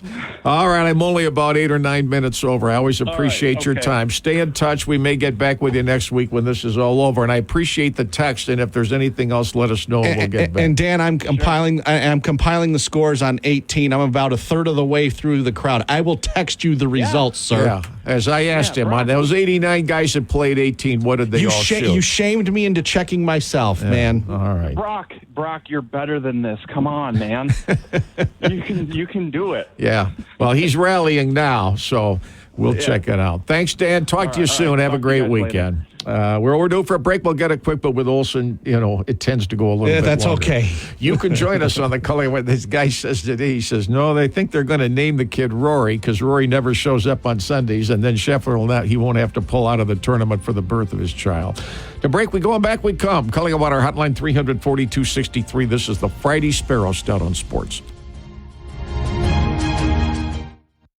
And now to the chopper for our traffic report. There's a lot of traffic. It must be headed to Meijer for the Buy 5, Save $5 sale. Shop select General Mills family size cereal, Oikos Greek yogurt, and select Coca-Cola or Pepsi products, plus deposit where applicable. All Buy 5, Save $5. Mix or match at Meijer. Okay. Deals so good, you've just got to talk about them. Meijer. Exclusions apply. See all the deals in the Meijer app. Spring has sprung, and the dandelions, are they coming to invade your lawn? Why not? They do everybody else's. Well, you can call Pure Green at 703-1111 to get started.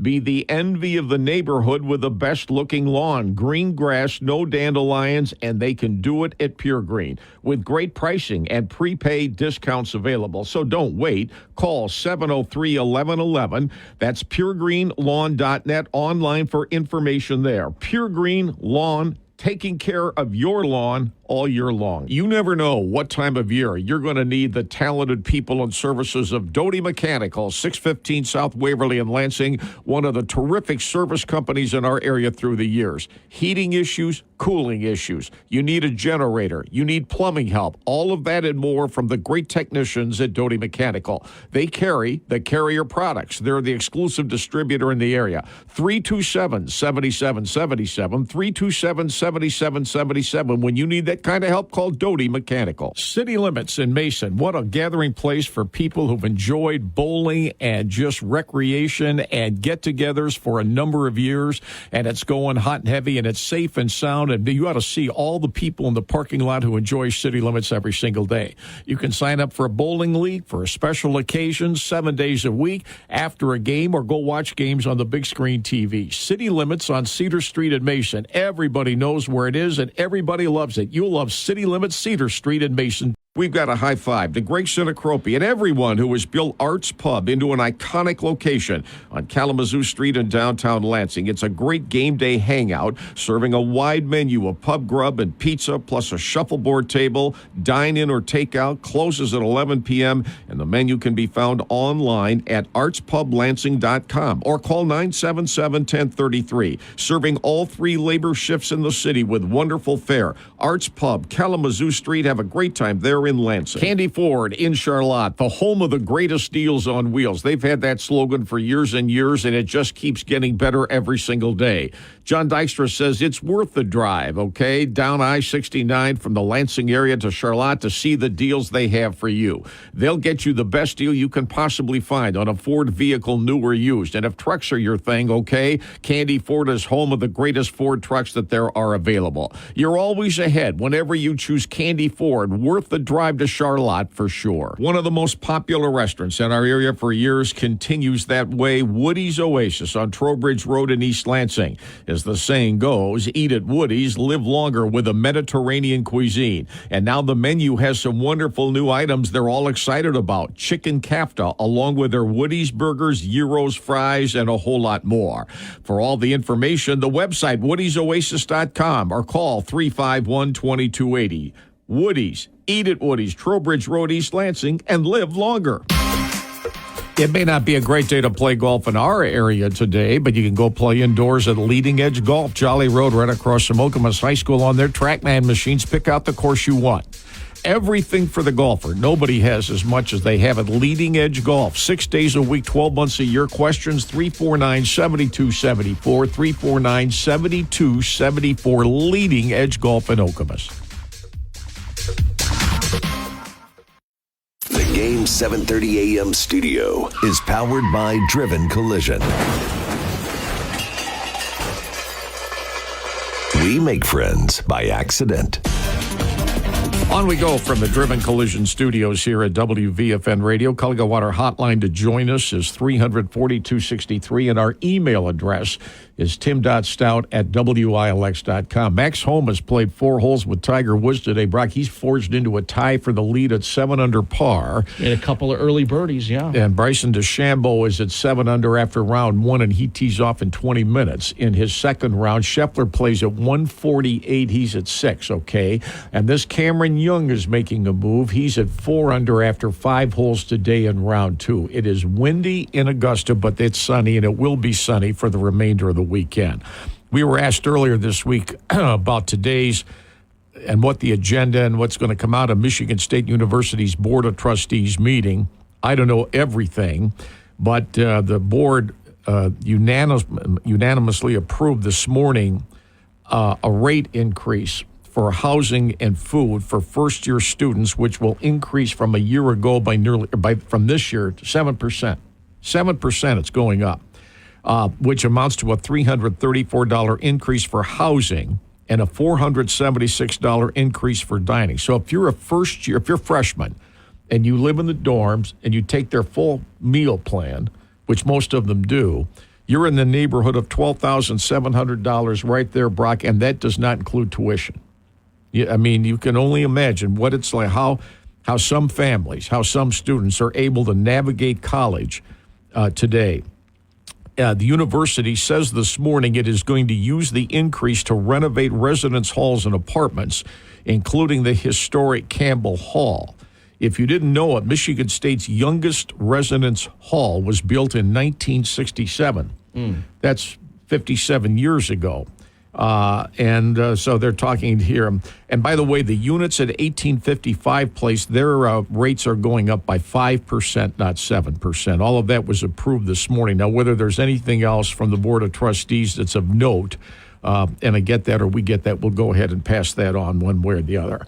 What else have you're writing down all the scores on the 18th hole? I mean, how's it going so far? Yeah, I didn't think you needed to do that. Dan shamed me into doing it. So I am. I'm almost done. I got to do the arithmetic after that. So, how many birdies have you counted so far? 1, 2, 3. Well, that's more than I would have guessed. 4. To be honest with you, 4. And you have a few more of the holes. I'm not quite done yet. Okay, so you've got a little bit more of that to go. Coming up on Monday, is the WNBA draft? That's after we get off the air. I think the WNBA draft is going to be held after we get off the air. I think each team in there are 8 teams in the WNBA. Am I going to be forced now to look into the WNBA a little bit more because of the interest? Because of Caitlin? That is going to grow. Well, her and even some other players as well. This rookie class might have some names in there that'll at least draw some interested bystanders to observe it. You don't know when they start their season, do you? Or do It's you? in May. It's right before Memorial Day. Usually it's mid to late May. So the draft is on Monday. She's expected, of course, to go first to the Indiana Fever. And already the WNBA says the Fever's, 36 of the Fever's 40 games will be seen somewhere on national television. That's pretty strong. Apparently they anticipate curiosity from the Indiana Fever. And I don't know where they finished. I don't follow it. Do you follow it? I don't follow it. I mean, I know. Not a whole heck of a lot, no. I mean, you trip over it a little bit, in the spring when you're looking for something else because there's so much baseball and a glut of baseball, in the springtime of the year, the whole thing. And occasionally you trip over the WNBA. My curiosity factor is going to be initially, how does she look different in her style of play with the Indiana Fever than with the Iowa Hawkeyes? How is that going to look different? How many shots is she going to get in the WNBA per game compared to how many shots she got per game when she was with the Iowa Hawkeyes? Because my guess is that's going to be, and is she an automatic starter?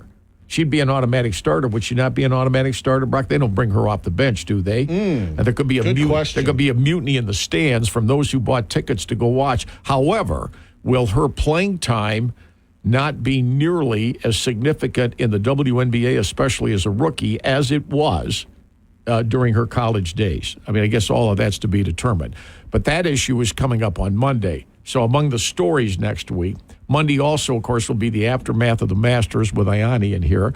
Obviously that's going to be a story. And are there any other, do we have any other coaching changes? Do we have any other transfer portal stories? Next week is the final week of spring football practice at both Michigan and Michigan State, leading to spring final practice sessions. But I have not heard of anything specific from either Michigan or Michigan State relative to a format for what fans will see in the stands at either of those places, whether it's and Brock, what I would like to see at Michigan, who's the successor to JJ?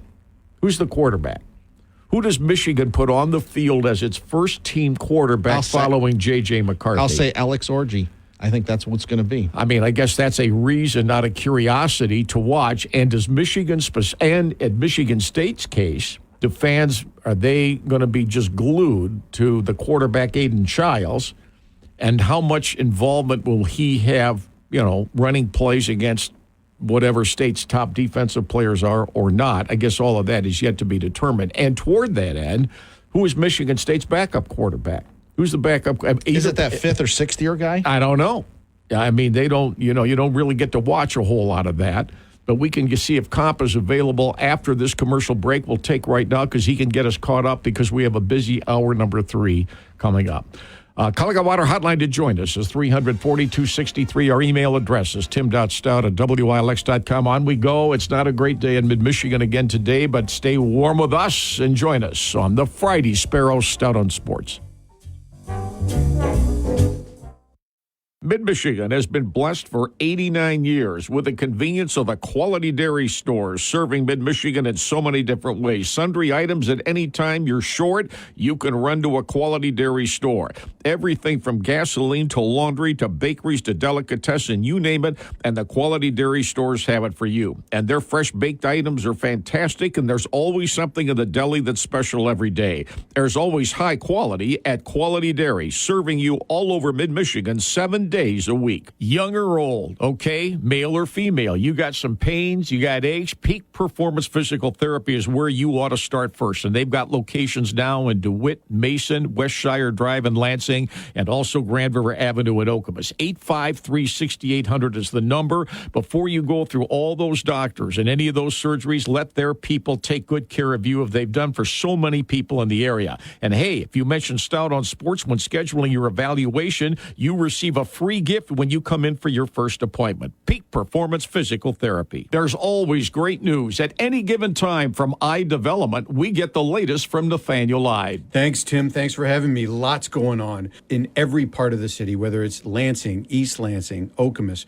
really any part of the greater Lansing area. For people who have office needs, retail, residential, we're here. We stand ready to help with any of your commercial real estate needs. iDevelopment, serving so many people for so many years in so many ways. Google iDevelopment to see how they can help you. Without the ones like you, who work tirelessly to keep things running, everything would suddenly stop. Hospitals, factories, schools, and power plants, they all depend on you. No matter the weather, emergency, or time of day, you're the ones who get it done. At Grainger, we're here for you with professional-grade industrial supplies. Count on real-time product availability and fast delivery. Call, clickgrainger.com, or just stop by. Grainger, for the ones who get it done. The official printer of Stout on Sports, the best printer, best print shop I've seen in the area, ASAP Printing in Okemos. West Jolly Road on the strip mall just off Okemos Road. Ed Giles got it. It's easy to find. You park right in front. It's clearly marked. 349-7300 with any questions. ASAP Printing. All right, if you need signage for getting your people back to work, floor decals, informational posters, yard signs, banners, all that because of the pandemic or anything, that's ASAP Printing, where no job is too big or too small in Okemos. Golf is never out of season at Michigan State's Forest Acres Complex, regardless of the weather or the time of the year. You can practice with the facilities, and the pro shops have all kinds of spectacular apparel and Michigan State artifacts you really can't find anywhere else. Great for gift-giving ideas at any time of the year. Online, golf.msu.edu for everything Michigan State, and the 2024 season has got a lot of opportunities for golfers everywhere. Forest Acres Complex Golf at Michigan State. Ozzie, the official jeweler of Sparrow Stout on Sports. Kitty corner from the Frandor Shopping Center with such convenient parking. But maybe you need some consultation. You can call Brooke Humble and the staff anytime at 332-7900. Every day is a special day at Ozzie Jewelers, the best jewelry store anywhere we say in Michigan, let alone the mid-Michigan area. The number again, 332-7900. For that special occasion at any time, Ozzie Jewelers to the rescue for you. All right, lunchtime. You got Sparty's Coney Island in the Frandor Shopping Center, open till 2 o'clock. If you get by there, tell Dominic behind the counter we sent you. Nearby, Penn Station, East Coast Subs, Clifford Street, Frandor. There's a special every month. The Italian subs are on special this April. And they're also across from the Lansing Mall with a terrific menu all the time. You can order carry-out late at night at the Frandor location. You've got Brookshire Inn in Williamston, 655-4694, and Fish Fry Fridays, okay, every Friday at the Coral Gables. Grand River Avenue, just east of campus at Coral Gables, 337-1311.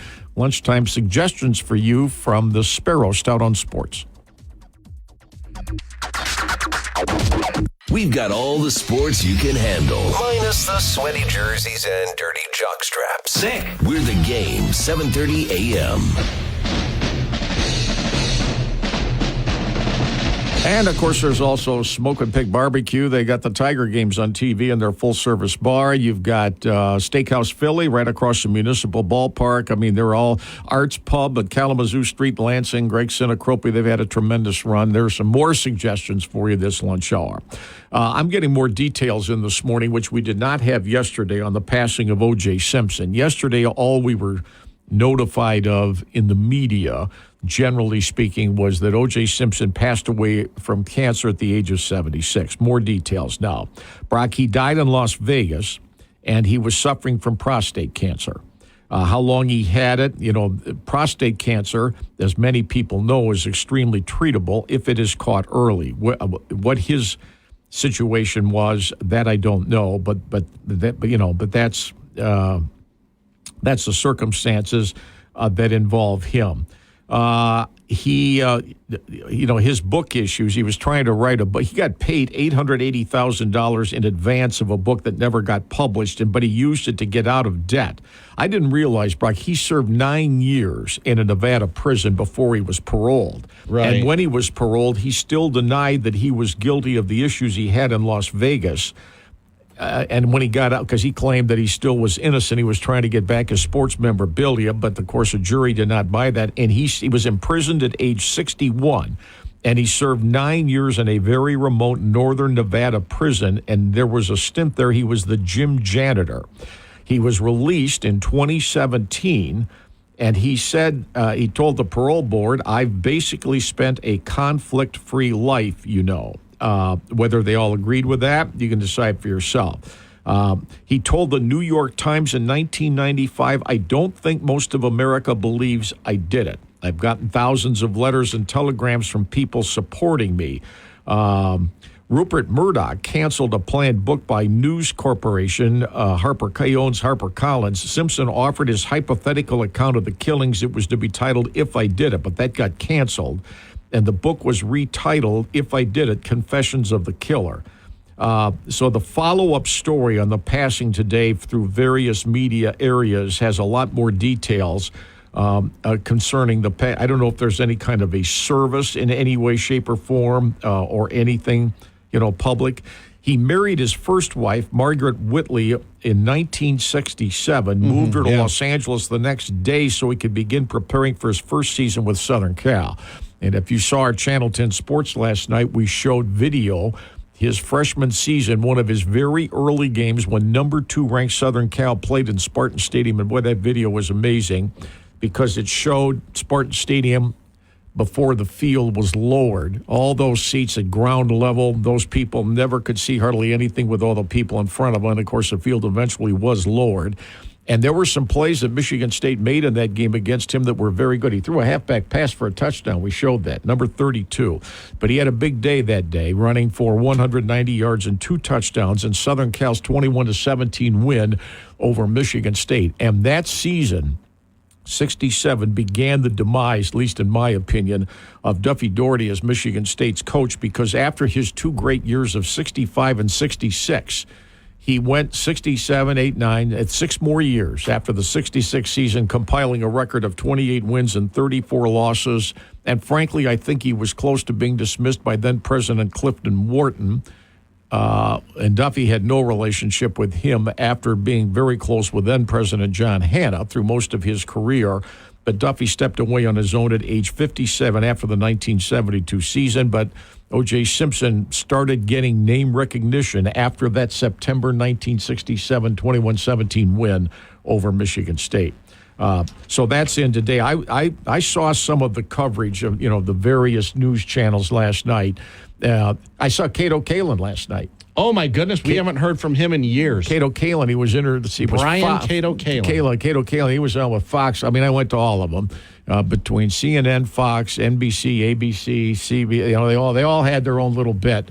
And obviously, the dominant part of the coverage of his passing clearly surrounded the issues of the double murder in 95. And 94. 94, and it was a trial was 95, 94, and very little about the incredible playing career that he had, right, that got him into the Pro Football Hall of Fame in 1985. What I'd be curious to know, Brock, if those murders would have occurred before he went into the Pro Football Hall of Fame, would he have still gotten into the Pro Football Hall of Fame just because of his exploits on the field? Or off the field, would that have kept him out? And furthermore, has anyone from the Pro Football Hall of Fame ever been ejected from the Hall for issues after their career? Good question. I don't know. I don't know the answer to that because he's still in the Pro Football Hall of Fame. Yes, correct? He is. I've seen his bust in the Hall of Fame. And he won the Heisman Trophy his second year at Southern Cal. I've often wondered if he could have avoided the legal issues, however you care to observe them in his life. How would his life have played out given the celebrity that he had up to that point in 1994? Right. I have absolutely. I mean, you can always wonder one way or the other. How all right, Dan shamed me into finding the stats from the 18th hole. In round 1, which was just finished this morning. 89 players. 5 birdies, 48 pars, 29 bogeys, 5 double bogeys. There were no others other than what I just mentioned. 4.29 stroke average. So you're saying that's a heck of a lot higher than what it used to be. How many double bogeys did you say there were? 5. They actually played that a little bit better than what I would have guessed. Well, there were 29 bogeys, and that's a lot. And you could. Well, I don't think that played the easiest that it's going to play. Because of the wind. Well, because where the pin was. The pin was all the way to the back. Oh, it was in the back. That's the hardest pin placement there. Because if you put it in the front where it'll be on Sunday, you can use the back, because that thing is an uphill slope on that 18th green. So what they do is they fire it behind and then let it drift back downhill. This is what you're supposed to do. That's pretty much the way they play it. But the wind today is blowing so hard left to right. When Homa and Woods got to 18, they both managed to hit it in the fairway. They had 8 irons in, and both of them had the ball drift away into the bunkers, and both of them made bogey there. But Homa's, he's played well. I mean, he's at 7 under par playing with Wood. Have you got the updated thing? I got it right here. Where's Woods right now? I mean, I know he was playing in the bunker on number 5. 5 to me is by far the hardest hole on the front side. By far the hardest hole. Woods is 2 over now. Okay, so he's made another bogey. So he's currently tied for 45th place. Yes. But I don't think 2 over is going to be the cut. I think it's going to be worse than that. Okay, 54 players are at +2 or better right now. Yeah, I think it's going to go to +3 and maybe +4. There's too much wind. It's like Brooks Koepka says to the media. It says, you get around this place. Is this one of the easier? Like Tim. Koepka says, have you ever played this course? Yeah, he told some of the media asked the dumbest questions. One guy asked Brooks, you think it's possible somebody could shoot a 59? And then Brooks said, you ever played this course? You ever played here? You ever play? Yeah, that's right. That was the question. I heard that. Do you think somebody could shoot 59? But what I told Olsen was, and I think it got overshadowed because it's just a fun day, 7 holes in one in the par 3 tournament on Wednesday. Think about that. How hard is it? I mean, I don't know how many of those guys played, but they're just kind of, hitting. I mean, it's one thing to hit it close. And Ricky Fowler, I think, shot 21. So, of course, they immediately said, well, because you won the par 3, you'll go sky high. And he shot 76 yesterday. So he shot 4 over in the first round yesterday. So, obviously, Fowler is going to have to bring it back tremendously in order to make the cut by the end of the day today. I think it'll be curious to see how low Scheffler's going to go today, because I just think he's, and frankly, and DeChambeau. Can DeChambeau, and by the way, he's due to tee off right now. He's teeing off right now. And Scheffler doesn't go till 1:48 just before afternoon. 2 o'clock. Next to last group. So ESPN's going to be able, for the most part, to show most of Scheffler's round today live. And with Woods teeing off, he teed off around 10:15. So, Woods is going to be done by the time ESPN comes back on, unless you have ESPN Plus. They want you to pay more for ESPN Plus. See, I claim ESPN Plus is like Peacock. It is. It's the same thing. It's the same thing. You have to pay more than what you're paying now to get Peacock. Well, you have to pay more to get Big Ten Plus. You have to pay more to get ESPN Plus. So some of these events they put on those channels to try to incite you to go ahead and pay more.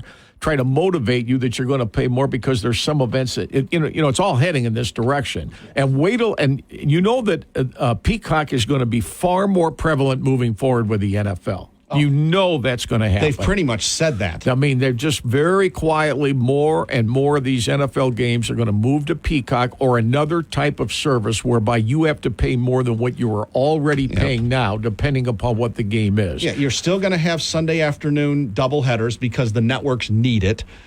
Meaning Fox and CBS, but NBC and all these other ancillary games like Thursday. Well, most Thursday night games are streaming only anyway. So like the extra Friday game from Sao Paulo, Brazil, that's streaming. They're going to do more playoff games streaming. They won't do the conference championship or the Super Bowl streaming only. That's not going to happen anytime soon. But I think other games, yes. I don't see them moving the Super Bowl off of network TV. There's too many people that watch.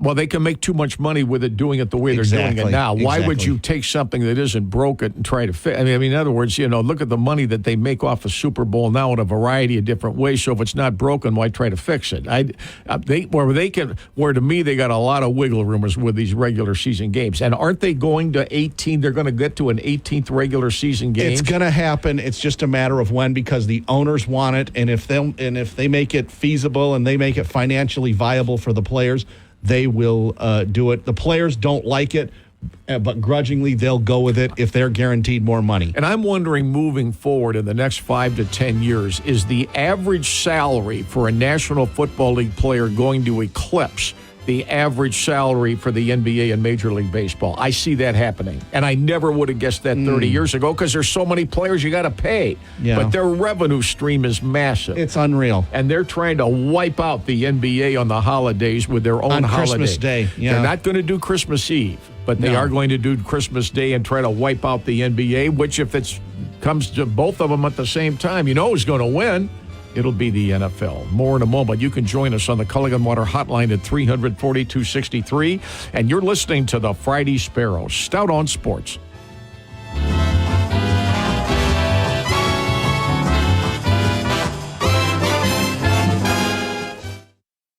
These days, work is in trouble. We've outsourced most of our manufacturing to other countries. And with that, we sent away good jobs and our capability to make things.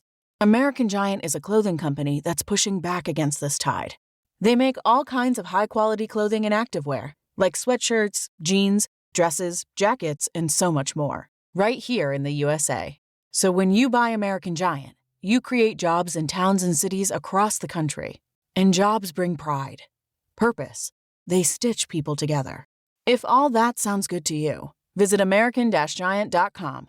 and get 20% off your first order when you use code STAPLE20 at checkout. That's 20% off your first order at American-Giant.com with promo code STAPLE20. Hey, Tom. Without the ones like you, who work tirelessly to keep things running, everything would suddenly stop. Hospitals, factories, schools, and power plants, they all depend on you. No matter the weather, emergency, or time of day, you're the ones who get it done. At Grainger, we're here for you with professional-grade industrial supplies. Count on real-time product availability and fast delivery. Call, click Grainger.com, or just stop by. Grainger, for the ones who get it done. You could say we know a thing or two about sports. Let's go! But we've only been doing it for 30 years. We're the Game, 7:30 a.m. Welcome to the third and final hour of the Sparrow Stout on Sports, starring Tim Stout on the Game, 7:30 a.m. Hour number 3 this morning is brought to you by Capital Region International Airport, or as we like to say, whenever you can do it, fly Lansing first. Welcome to Lansing Breeze Airways, early October, non-stops, Lansing, Orlando, into Fort Myers and back, and their discount tickets. You check that out, and we'll let you know when Avello has its own Florida stops as well between Lansing and Florida. We begin hour number 3 with our Culligan MSU recruiting report. We always appreciate it a great deal when we can get Jim Comparoni. 1 day delayed, but... 1 day delayed. Well, he was busy yesterday because they made the... he let us know early. They made the football guys available yesterday. Nobody knows Michigan State sports, in our opinion. Nobody like Jim Comparoni of Spartan Mag, and he's on our line. Morning, Jimmy. Tim, what's going on, man? Well, let's start first of all with we have one more week of spring practice for both Michigan and Michigan State, and it doesn't sound, at least on the Michigan State side, yet it's been fully determined or announced, unless you know something I don't, about what a format will be for fans to see a week from tomorrow, if you have a thought on that. Yeah, if they have not announced that it's going to be like what used to be a traditional game, if they've not announced that at this point, I doubt that that's going to happen. I'm expecting a practice with some live scrimmaging, and in terms of what the public would be looking for, obviously the quarterback, Aiden Childs. And if you see him in person, I think Michigan State fans will come away impressed with him. The talent, you've seen him on TV and highlights and so forth. You see him live. He's still just a true freshman right now. He'll be a true sophomore next fall. But when you watch him just throw the ball, throw to receivers and those type of things, he looks like somebody who should be on the roster at Ohio State or Georgia. And I think that'll excite some Michigan State people. I mean, Michigan State fans. A lot of proving to do, of course, just getting started in his career. But this is not Caton Hauser. I think people will be excited about him. Through the years, through good times and bad, it seems to me, generally speaking, Michigan State has always had a relatively competent punter and place kicker. There have been exceptions along the way. Punting especially has been terrific. Mm-hmm. Am I correct in hearing that punting, place kicking, that those two positions have quality players? And I guess we'll see them a week from tomorrow to see where they stand with that. And have two guys stood out there, or is that still wide open? Yeah, I think that's the one area where Michigan State looks like a proven, established football program, is kicker and punter. Ryan Eckley last year came in, I think initially as a walk-on. Michigan State did a good job evaluating him, finding him out of Lithia, Florida. That's one thing Ross Ells did really well last year was help get some transfer or, below-the-radar specialists. And Eckley was good. I think he was second or third team All-Big Ten. Jonathan Smith has said he's been really impressed with him when they've punted this spring. So punting is in good hands with Ryan Eckley. And that was a bit of a surprise last year after they were hurt by graduation with an all-time great moving on. And Eckley moved in and was solid. Jonathan Kim, coming in as a transfer from North Carolina, did not start at North Carolina, but played well at Michigan State. Showed a lot of ability, hit some, banged some 50-yarders, decided to come back for his extra year, and Michigan State's glad that he did. So, yes, kicker and punter are in good shape as far as those two go.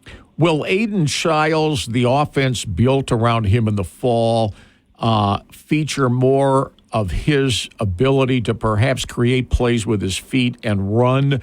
And even if they do, we may not necessarily see that in the spring scrimmage. And if we do that, nobody's going to tackle him. Fair to say? Exactly right. If they do any zone read keepers, it'll be two-hand touch with him. He has the ability to do that, do some zone read and keep it. I'm not sure they'll want to do that a whole lot, just sprinkle it in here and there.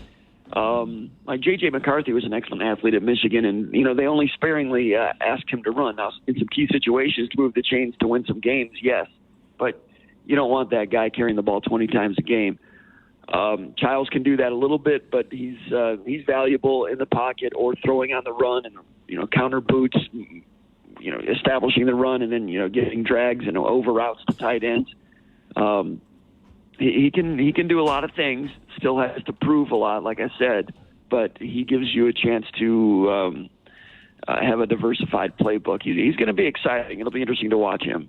Do we have any idea about a backup quarterback who has stood out and who is a legitimate second stringer if they have to go for any reason to a backup?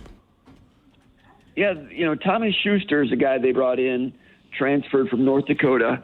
He set all the passing records at North Dakota. He went to Chippewa Valley High School in Macomb Township, Michigan.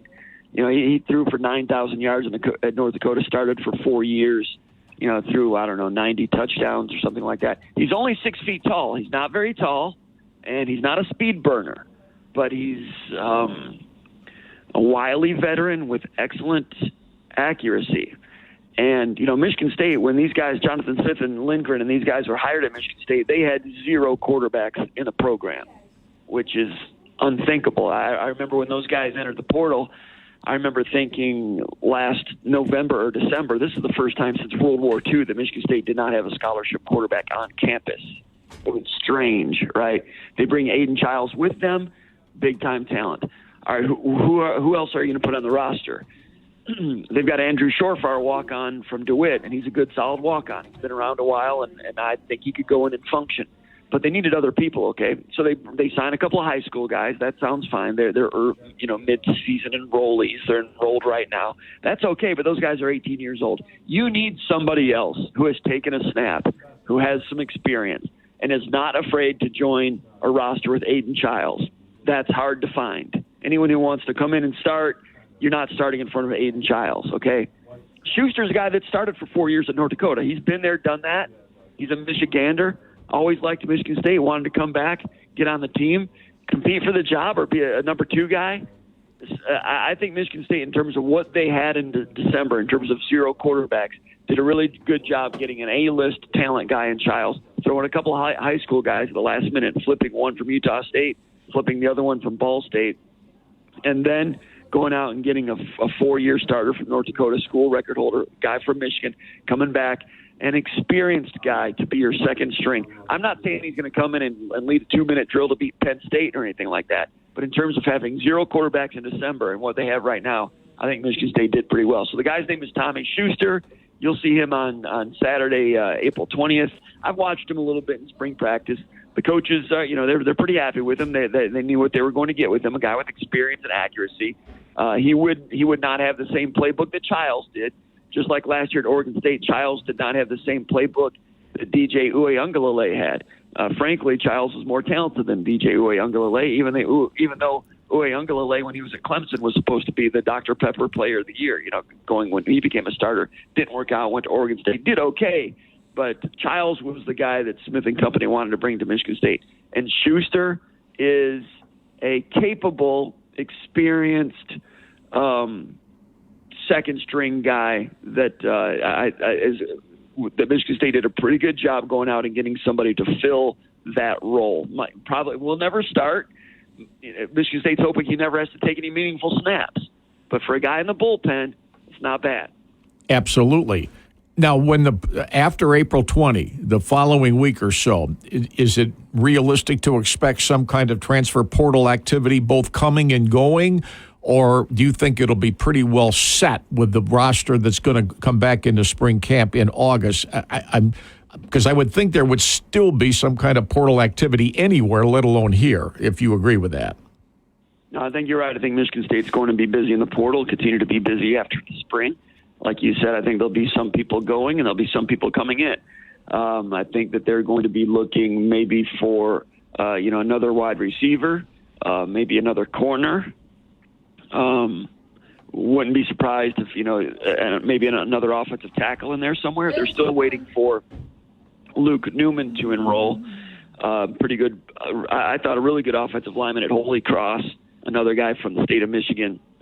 He's finishing up at Holy Cross. He's going to enroll in the summer, but they don't get him this spring, which hurts a little bit, but I think he's intriguing. But yeah, I think Michigan State's going to go out and get 3 or 4, 5, 6, something like that many more coming back in and probably that many going out. Yeah, which to me is significant. And boy, is it different from it was 10, 15, 20 years ago. You get through spring practice and son of a gun, we got half a dozen new players that they hope will be impact players for the season in the fall, just a couple months down the road. But that's the world we live in today. Let me move into basketball. Do we have anything on the basketball side of things that's newsworthy coming in any way? Coaching, players, whatever? Yeah, Michigan State's involved. Some word is starting to leak out that Michigan State's involved with the players in the transfer portal, which is something that a lot of the fans have been looking for a couple of years. And Izzo has indicated that, yes, they're going to be looking into the portal. So who are some of the names? It's been out there. You've probably heard Trey Townsend from Oakland University, Player of the Year in the Horizon League, key player for Oakland, and as they beat Kentucky, went to the second round, almost beat North Carolina State. 6'6", 228 from Oxford, played power forward at Oakland. Kind of an undersized power forward, but skilled. He's hearing from Michigan State, Michigan, Tennessee, Louisville, Arizona, UCLA. So big-time schools are going after a player of the year, a conference player of the year type of guy. And we saw that in college basketball all over the country this year, that, mid-majors, players that played well at the mid-major level, have done big things at the major conference level. When you look at, there was, Domask at Illinois, Colin Connect at Tennessee was a guy from Northern Colorado. The center from Alabama who destroyed North Carolina came in from North Dakota State. Some of those big-time mid-major players, that's kind of the sweet spot when you find someone like that. And Trey Townsend is in that category nationally this year. Now, does he fit at Michigan State? Does he see himself as a fit at Michigan State? Michigan State's got Xavier Booker coming back at the 4. Townsend is a 4. Booker can slide to the 5. Can Townsend slide to the 3 a little bit? That's a question. I'm not sure. But he's a winner and he's skilled. Michigan State knows him well. He's from Oxford. So Michigan State's involved there. They're also involved with another guy who's an interesting one from, the mid-major ranks, Frankie Fiddler. He's a wing from Nebraska, Omaha, 6'7", a native of Nebraska. This guy averages 20 points a game, 6 rebounds, 2.6 assists, 35% from 3. His top 4 are Michigan State, Creighton, Nebraska, Wisconsin. He's going to be announcing April 15th. I suspect Creighton might be hard to beat with him. He's first team All-Summit League, another one of these mid-major all-league type of guys. Kind of a Domask type of guy, but Michigan State's in on him. 6'7" wing. Michigan State is looking for that type of player, a 6'7" wing. They did not have anybody on their roster this past season at that position, and it created some matchup problems at times. For instance, who guards Domask? At times it was Akins at 6'4", but Michigan State is lacking a 6'7" guy that's got some skill. That's what Fiddler is. If they don't get him, there'll be other ones that they're in on. They're in on a power forward, a 3-4 type of guy named Keyshawn Hall, 6'7", 230, plays at George Mason University, originally from Cleveland. Michigan State's been in contact with him. 17 points per game, 8 rebounds as a sophomore, 35% from three-point range. His top 4, Michigan State, USC, Arkansas, Central Florida. He also entered his name in the NBA draft. I don't see that going very far, but a guy that was second-team All-Atlantic 10. He began his career at UNLV. Left-handed shooter, okay athlete, a guy that doesn't look like he spent a lot of time in the weight room, but he's got some skill. So those are some guys Michigan State's looking at, and I think that there will be some more. But these things can happen quickly. What's the status of A.J. Hoggard, if you know? That's a great question. I would have expected him to have already gone into the portal, but he has not. Last year this time, I think he'd already entered his name into the NBA draft for consideration, ended up pulling out and coming back to Michigan State. Like I said, soon after the season was over, I expected him to go in the portal, and it's interesting that he is not. I'm not sure what conversations have gone on there. Hey, just to be honest with it, Izzo complained about the lack of leadership intermittently through the past 2 years. And after they lost to North Carolina, he said he liked the way Hoggard led in the last week or two of the season. And he told AJ that if you would have led like that all year, the season might have been different. Izzo's been frustrated with leadership on the court, off the court, what kind of example, these type of things.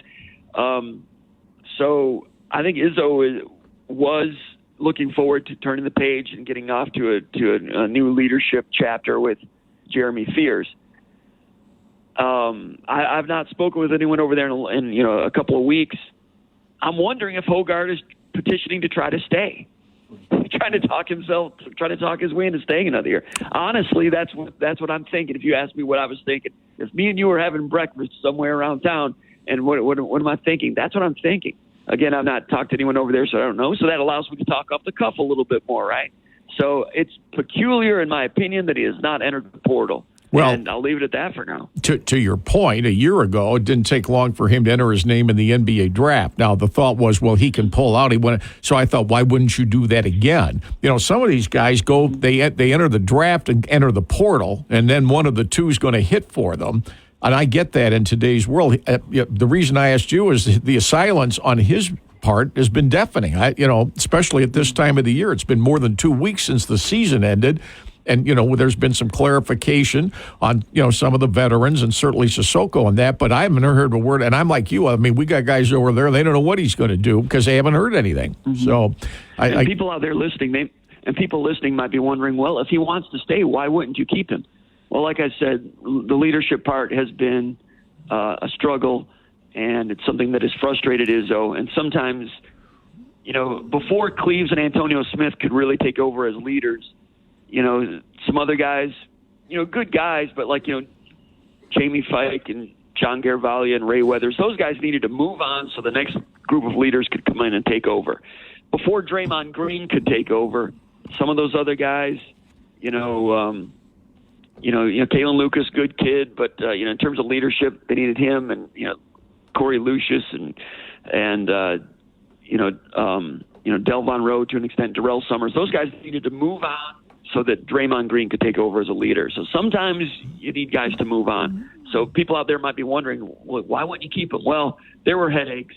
Nothing severe, nothing legal or anything, but there's a way Izzo wants his leaders to lead.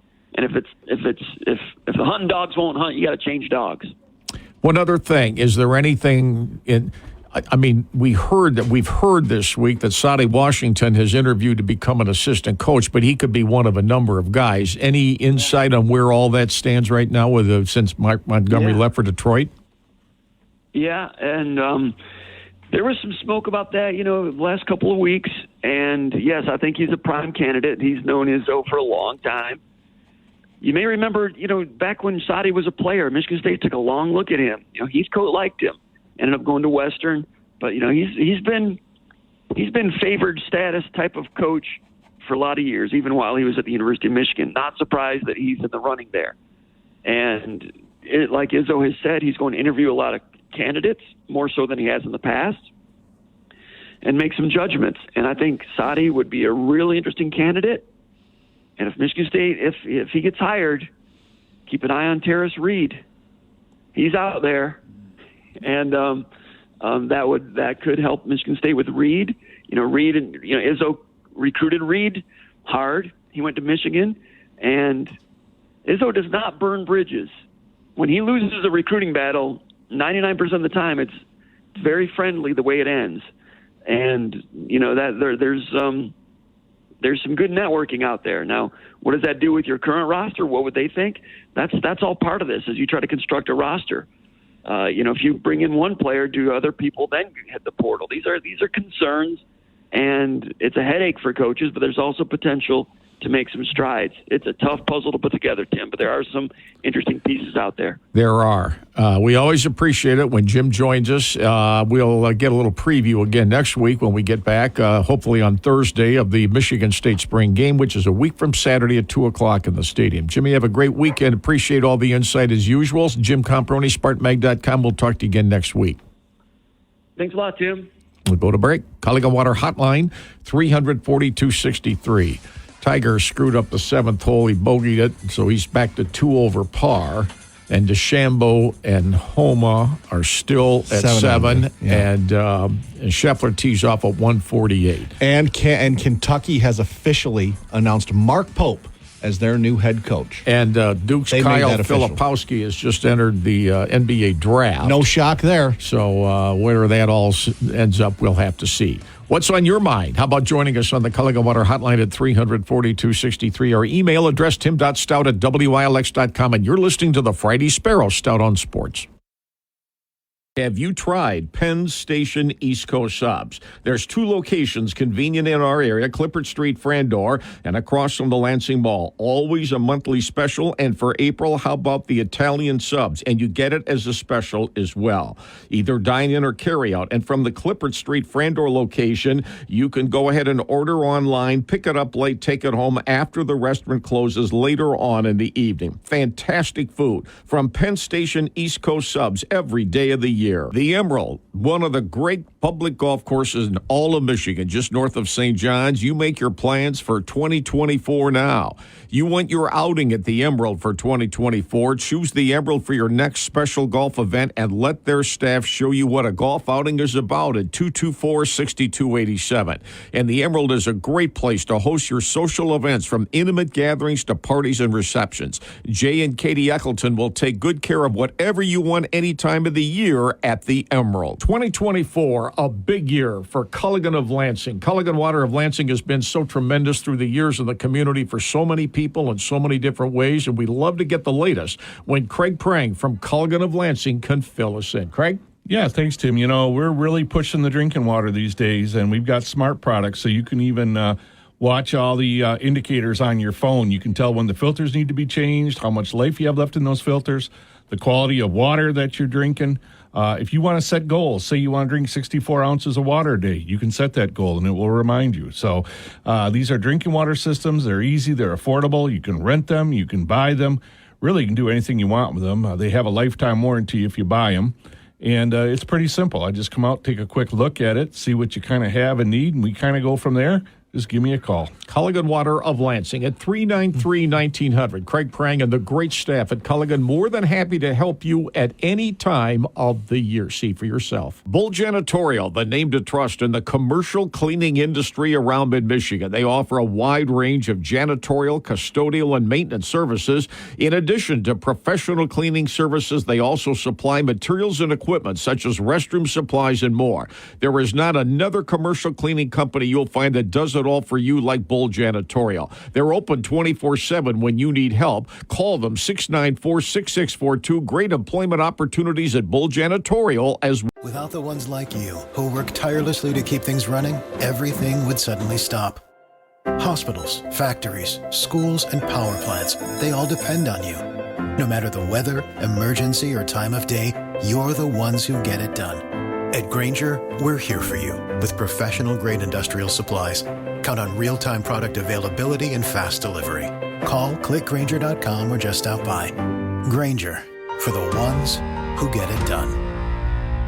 gear. One of the special sports eateries in our area, right across from Municipal Ballpark in Lansing, Steakhouse Philly. A relaxed bar and eatery with sports on TV serving classic and creative cheesesteaks, plus Greek fare that you'll enjoy. For dine-in or takeout, friends get together before and after Michigan State events. The campus is nearby.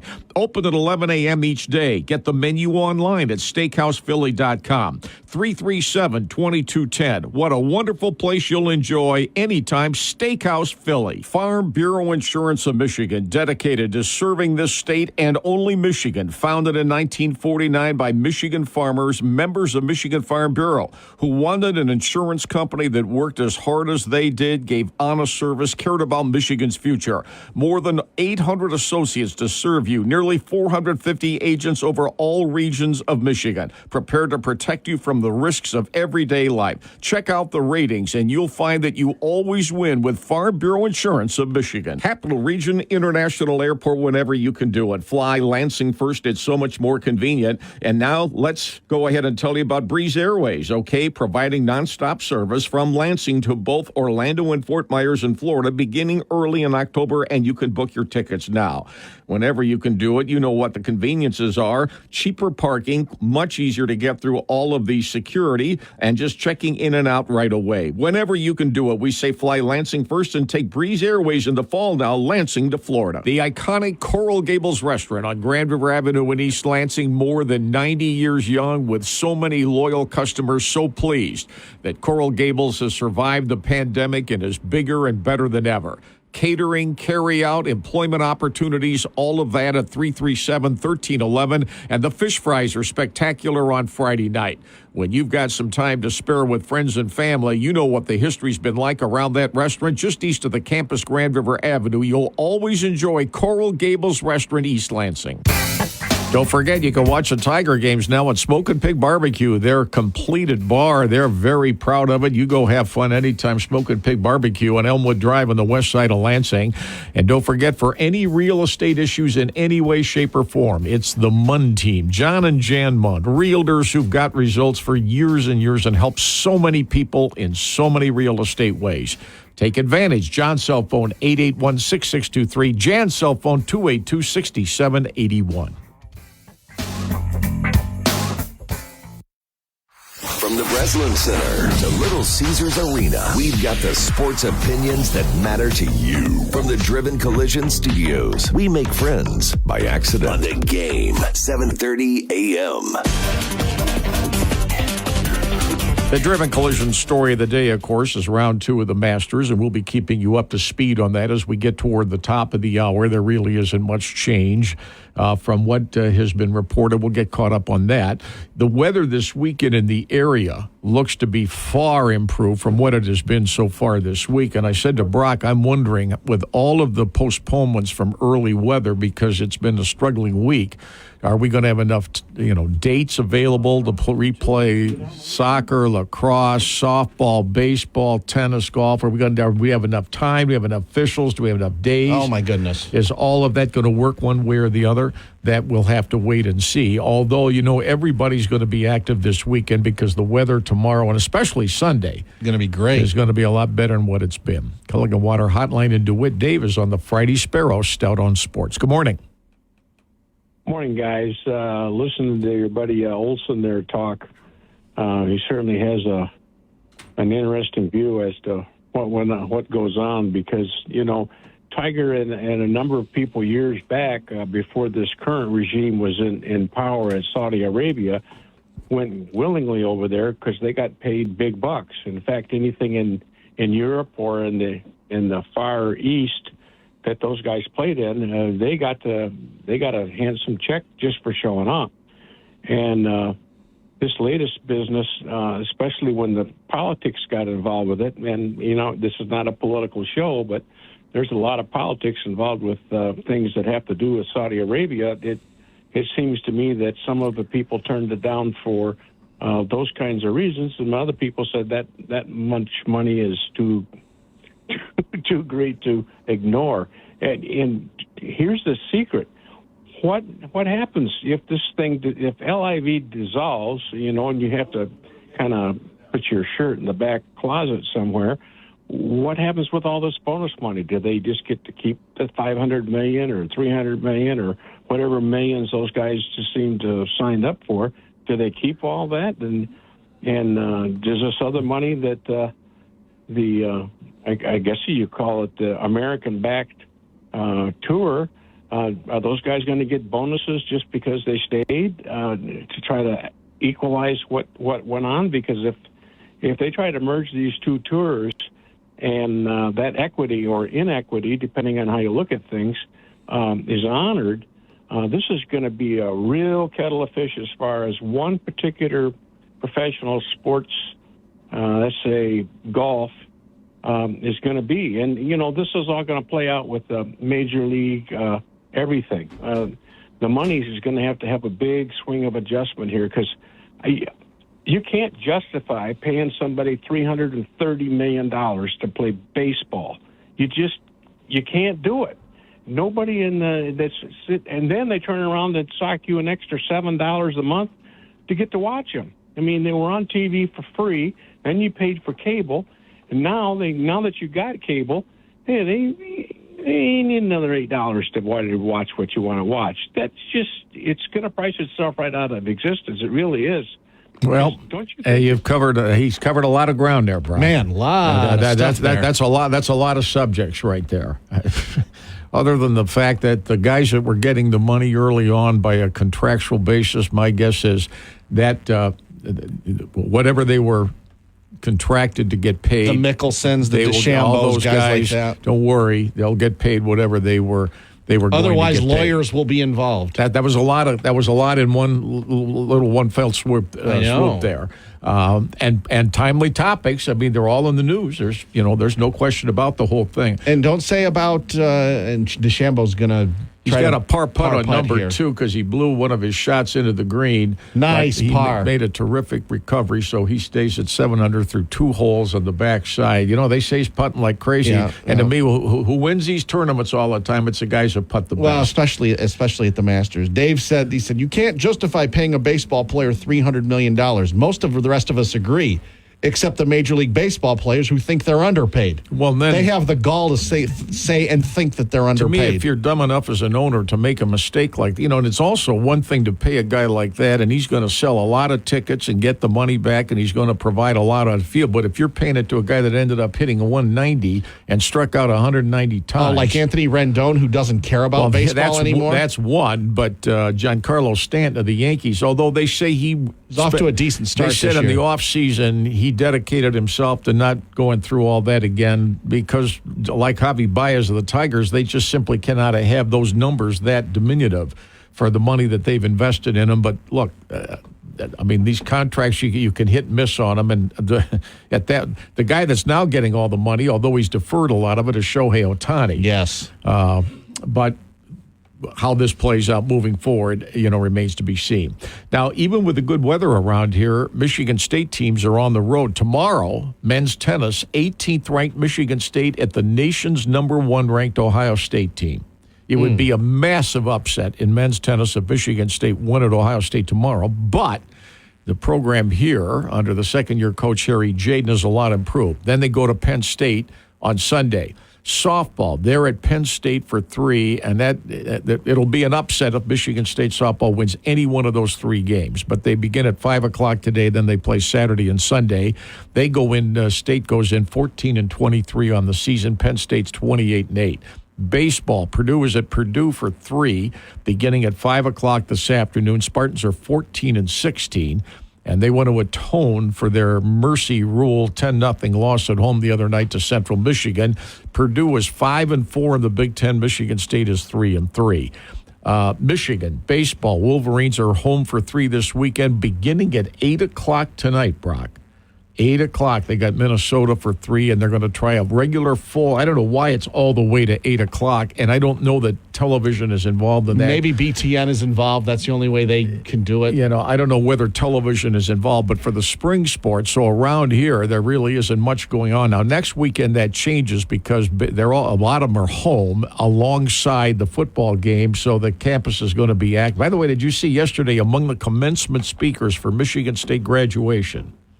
Mark D'Antonio. Oh, I did see that, yes. He has been, excuse me, I don't know what, he's in the Breslin Center for one of them.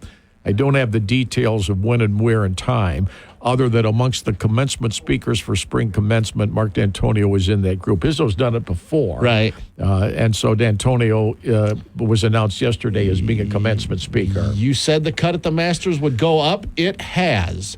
It is up to +3 now. 49 players are at +2, so they got to move the cut up because it's low 50 in ties. +3 right now. 61 players are at +3 or better. One final timeout. Let's take it. Get you on the Culligan Water Hotline. Get you updated with everything going on. 340-263. We'll check emails, and our email address is tim.stout@wilx.com. On we go with the Friday Sparrow Stout on Sports. Here's what's on tap today here on the game, 7:30 a.m. WVFN. Coming up after we're done at 1 o'clock, ESPN Radio. Then at 3, The Huge Show. At 8:05 tonight, Pistons basketball. They're at the Dallas Mavericks. And over on 1240 WJIM, weather permitting, 6:15 pregame. It is the Tigers and Minnesota Twins. Tarek Skubal going for the Tigers tonight. Again, weather permitting. That's what's on tap. The game, 7:30 a.m. WVFN. Smokin' Pig Barbecue. A huge warm weather season is at hand. Their smoked barbecue menu packed full of all the smoky classics, from pulled pork to ribs to spicy rib tips. And now their full-service bar is great for parties and just casual dining. You can watch all the Tiger games this season and a lot more sporting events at Smokin' Pig Barbecue. And don't forget, you can rent their barbecue trailer. Use it for any crowd-pleasing special event. Smokin' Pig Barbecue, the best barbecue anywhere in our area. Our friend Val Orlando has done so well with City Limits in Mason, right? Well, he also has an all-state insurance agency that you hear us talk about all the time. He has a new location now with same great service. Stop in and say hello. The new all-state office next to the Secretary of State's office on Cedar Street and College Road, just off 127. Call for information on all-state insurance options at Val Orlando's agency at 969-5300. That's 969-5300. Val Orlando's Allstate Insurance. And now to the chopper for our traffic report. There's a lot of traffic. It must be headed to Meijer for the Buy 5, Save $5 sale. Shop select General Mills family size cereal, Oikos Greek yogurt, and select Coca-Cola or Pepsi products, plus deposit where applicable. All Buy 5, Save $5. Mix or match at Meijer. Okay. Deals so good, you've just got to talk about them. Meijer. Exclusions apply. See all the deals in the Meijer app. Without the ones like you, who work tirelessly to keep things running, everything would suddenly stop. Hospitals, factories, schools, and power plants, they all depend on you. No matter the weather, emergency, or time of day, you're the ones who get it done. At Grainger, we're here for you with professional-grade industrial supplies. Count on real-time product availability and fast delivery. Call, clickgrainger.com, or just stop by. Grainger, for the ones who get it done. One of the great success stories I've seen in Lansing business through the years is the growth of Desmond Ferguson's Moneyball Sportswear, founded in 2002. The former standout area basketball player already has a gorgeous store in the Meridian Mall, and his new headquarters location now at 927 West Saginaw in Lansing, it's up and running. Moneyball outfits hundreds of athletic teams worldwide, and its athletic leisure wear draws rave reviews. If you have questions, call 393-0763. You're a winner when you outfit your team or yourself in Moneyball Sportswear. Way to go, Desmond Ferguson. Moneyball, the only way to ball. Prestige Wine Imports. Importers of a distinguished and diverse portfolio of high-quality Italian wines from the Italian Alps to Sicily. Well, they've now made their way to the mid-Michigan area, and the Sono Rosso and Mezza Corona wines are as popular as ever with mid-Michigan wine enthusiasts. You can find the Sono Rossos and Mezza Coronas at Dusty's Cellar in Okemos on Grand River Avenue. Ask Matt Rhodes about those, and maybe he'll give you a taste test. Or Horrocks on the west side. Sono Rosso and Mezza Corona wines, you'll love them. For more than 60 years, Dean Transportation and Dean Trailways have connected students to learning, public schools to our communities, sports teams to their championships, and you to a purpose-filled career. As the official ground transportation provider of Spartan Athletics, Dean Trailways is the state's premier motor coach provider, connecting you to pure Michigan experiences. To learn more about group travel and to join the Dean team as our next champion driver, visit DeanJobs.com today. That's DeanJobs.com. Dean Transportation is hiring school bus drivers and service technicians to support Lansing schools and Ingham ISD. Bus drivers start at up to $22 and competitive wages for service technicians. Dean has immediate openings and provides CDL training with increased starting pay, benefit packages, flexible scheduling with weekday hours and more. Dean Transportation is the career choice for you, and you can apply at DeanJobs.com and start training for your next route. More suggestions. Dusty's, Grand River Avenue, Beston, casual fine dining, 349-5150. The wine cellar's closed on Sunday, and so's the tap room. You go on to the tap room right now and watch the Masters and have a good time. Tom's Food Centers in Okemos and Portland from the Antaya family. They created the two locations, in and out convenient service all the time, and they've grown because of that. You don't want the clutter elsewhere? Try Tom's Food Centers anytime in Okemos and in Portland. We're the station you've turned to for sports for over 30 years, and the only one still standing. We're Lansing's sports leader, The Game, 7:30 a.m. From the Driven Collision Studios on we go. Amongst our listeners, we have at least one who attended the Frozen Four in St. Paul, Minnesota last night, Jerry from New Hudson, and he is in St. Paul as we speak, and he's on our line. Morning, Jerry. Good morning, Tim. How are you? Good, thank you. Okay, give us a report. What did you see? What did you think? And what's the aftermath? Well, the first thing I wanted to tell you about was I heard you talking to Dave Ellis last week, and you were talking about being amazed back in the day when you saw so many sweaters, or also known as jerseys, in the arena. Right. And my daughter and I were counting last night, and we found 57 of the 64 teams' jerseys in the arena. Yeah, that was our experience. I was at the Frozen Four in Chicago, and I didn't count them because I had never been to a Frozen Four previously, and so that was a new experience. But I thought, man, they come from all over college hockey to the Frozen Four. For sure. So you saw you saw Michigan State jersey somewhere, I would think, right? Many, yes, absolutely. Spartans are well represented. Okay. Including myself. What else? I thought the Michigan game, Michigan played one of the poorer games I've ever seen them play. It seems like they could not put the puck on the net. And I think that's why they did not score, and BC won the game. And the other game, that DU and Boston University game, was a really good game going into overtime, of course. And I was very surprised that Boston University didn't win. So it was a good game. I think Michigan had the smallest crowd of the four teams, which is a little disappointing. But other than that, it was a great event like usual. Yeah. So who did have the most fans there of the four? I want to guess it was Denver. You are correct. Yeah. I don't think it was even close. The second game, the crowd was quite quiet. I don't know if that's because it was such a late start.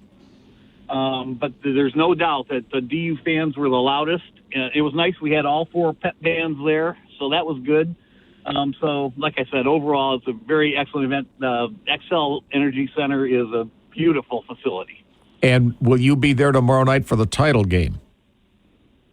Sure will. That's the plan. So the question, now Denver can set an NCAA record, a quality daring number. That would be their 10th national title in hockey, Brock, if Denver wins. But I think most people think that would be quite an upset if Denver beats Boston College, especially if Boston College plays the way it did last night. Is that fair to say? Oh, absolutely. And they would, of course, be surpassing the University of Michigan if they get that 10th championship. And they would. That's absolutely right. Well, I'm glad you're having a good time. And I thought that arena, it's relatively new, of course, and the Minnesota Wild of the NHL plays there.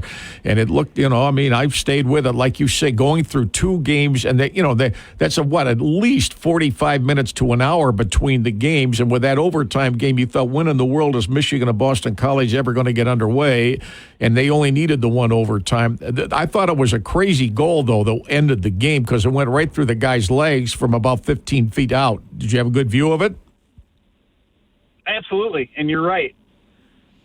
one anecdote I'll give you. My daughter is a University of Michigan fan, and at one point they took a shot that was deflected and it went up over the protective netting behind the goal. And she just looked at me. She said, "They can't even hit that big net."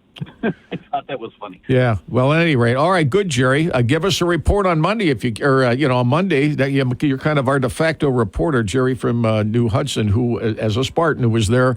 The Spartans weren't there. It was funny, Brock, yesterday at Ann Arbor. I always tell you, every now and then I listen to Ann Arbor radio coming in, and their overwhelming amount of time and devotion is to football. Right. At any time, they call it the Michigan Insider. But yesterday, they had a couple of guys who were actually talking hockey, and a couple of them were saying, well, the one thing that's a lock is Michigan's going to score.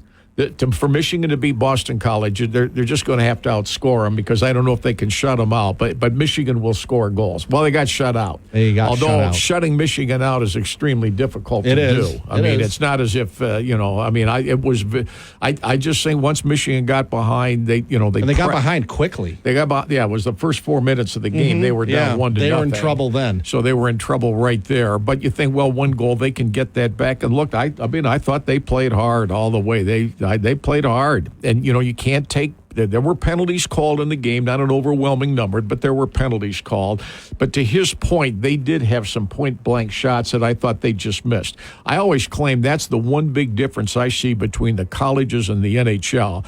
The NHL, it's amazing to me how accurate a lot of those shots are. It's one way or the other, they're going to be on the net or close to it. And if you miss, a just miss. They just miss. And like the Red Wings had of their 5 goals, I thought, man, the accuracy of some of these shots is amazing. And Michigan's got some hard shooters.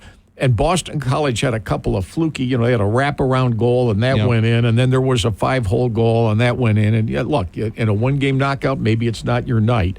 So Michigan, despite 3 straight Frozen Fours, has not been able to win the national title, but it's not easy to do. Nope. And yes, it would be considered an upset tomorrow night if Denver beats Boston College. I'd be surprised. BC's the best team. What if Boston College wins the title with 2 shutouts at the Frozen Four? Has that ever happened? And I don't know the answer to that. Dave would know that. I can't give you the answer to that because I don't know. All right, now the WNBA draft, by the way, is at 7:30 on Monday night. So that will be after, obviously, we get off the air here. Let's get an update now on the Masters here in the second round. The weather is good, but the wind is up. So having said that, there really hasn't been much of any change in the leaderboard whatsoever, even the numbers, other than the fact that it appears at the moment, because they cut to the low 50 in ties for the weekend, it appears that the trend is that the cut line would go to +3 instead of +2 because the scores tend to go up and not down. Well, especially with the wind blowing, Max Homa, Bryson DeChambeau, -7 right now, playing the front 9. Scotty Scheffler tees off in less than an hour at -6, and then 3 guys at -4. Cam Young, Danny Willett, the former champion 2016, and Nikolai Hogard, who you really like. I think watching he's him, at 4 under par. He's young and he's impressive. He hits it straight. He can putt. At least he did it from what I've seen, and he's in there. There's always a guy like that's young, who's coming through the ranks, who plays exceptionally well, and you'd really have no idea about the guy coming into this thing from the start. Tiger Woods, he's gone back and forth, but he just birdied number 8. So he made 2 bogeys in his 5 holes this morning to complete his first round and shot 1 over 73. So now he's played 8 holes of round 2, and he only had about a 40-minute break. All he did was go in and change his shirt. And he is even par. He's made 2 birdies and 2 bogeys in his 8 holes on the front side so far. Playing the 9th right now. I told Brock he's like everybody else. There are putts he has just got to make. And if he doesn't make them, it's just, especially par saves. And he's had a couple of problems. Well, he's chipped in once. He chipped in for birdie on number 6, the par 3. Yeah, the cut is at +3. 58 players are at +3 or better. And Tim, the way scoring is going, it could go up to +4. Because not everybody's out yet, Tim. No, I agree. And if everybody's struggling, it could go up to +4. I'm predicting 12 under wins it. Scheffler does not play for another 55 minutes yet. And in the wind, how's he going to play on day 2? But like who was saying, Olsen says he is immune it appears that he's just immune to this kind of pressure. He's won there before, too. I think that's a huge factor. He's been there before. I mean, he knows the thing inside out. Now, look, you take that course with the way they have it set up with that wind and that pressure, and you can see it's a deterrent to just knocking the socks off that place. Yep. But so far, Max Homa, who's playing with Tiger Woods and Jason Day, I mean, he's played well. He's made good shots and he's made crucial putts, and so there you go. Well, on Monday, when Ayani's in here, you never know because there's a lot going on over the weekend. The Tigers are due to play tonight at 6:40 on WJIM AM 1240 with the Twins, and then they have a doubleheader tomorrow. It's a natural doubleheader, a makeup. They haven't played the last 2 days. They come in tonight with a 7-4 record, so it'll be a cold one for the most part. Lugnuts, they're on tonight, 6:05. And that's against the Great Lakes Loons, and a makeup doubleheader tomorrow with Thirsty Thursday prices in effect tomorrow. That's correct. So you have that. So I'll see you at 6:20 on Channel 10. Fred's got the late tonight. And there's baseball. Michigan State at Purdue at 5 in baseball. Michigan State at Penn State, 5 o'clock in softball. Both will start the 3-game series. And there you go. We've got ESPN radio programming here coming up next. Huge at 3, Pistons at 8:05. They're at the Dallas Mavericks. Pistons' final 2 games tonight at Dallas, 3 o'clock Sunday at San Antonio. You've been listening to the Sparrow Stout on Sports right here, Lansing Sports Station. The game 7:30 a.m. The home of the local sports shows and programming in the area. For Brock, I'm Tim. Stay safe, stay warm, have a great weekend, and we'll talk to you again. You join us Monday for a brand new week. 10:05 Monday, the Sparrow Stout on Sports. So long.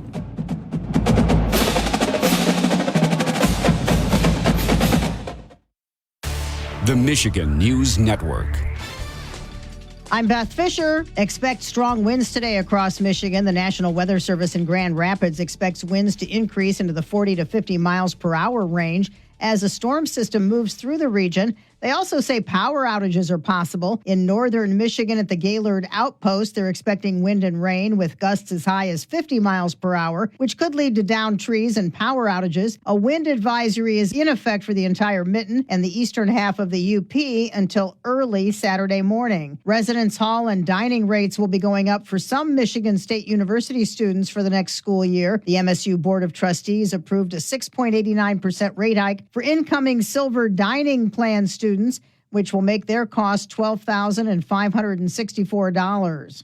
Our youngest residence hall was built in 1967, and we do have maintenance that we need to continue to do every year to maintain it for our Spartans who come here. And Benny Gore, the Senior VP of Student Life and Engagement, says there will be a 5% rate hike for residents of 1855 Place and University Village apartments.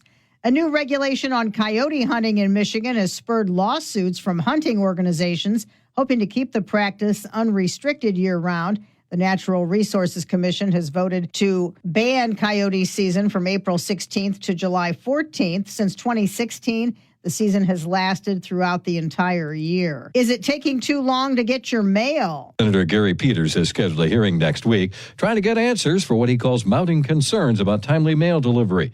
Hearing is happening next Tuesday in Washington. Peters says the Postal Service provides vital services to everyone in Michigan, especially rural communities.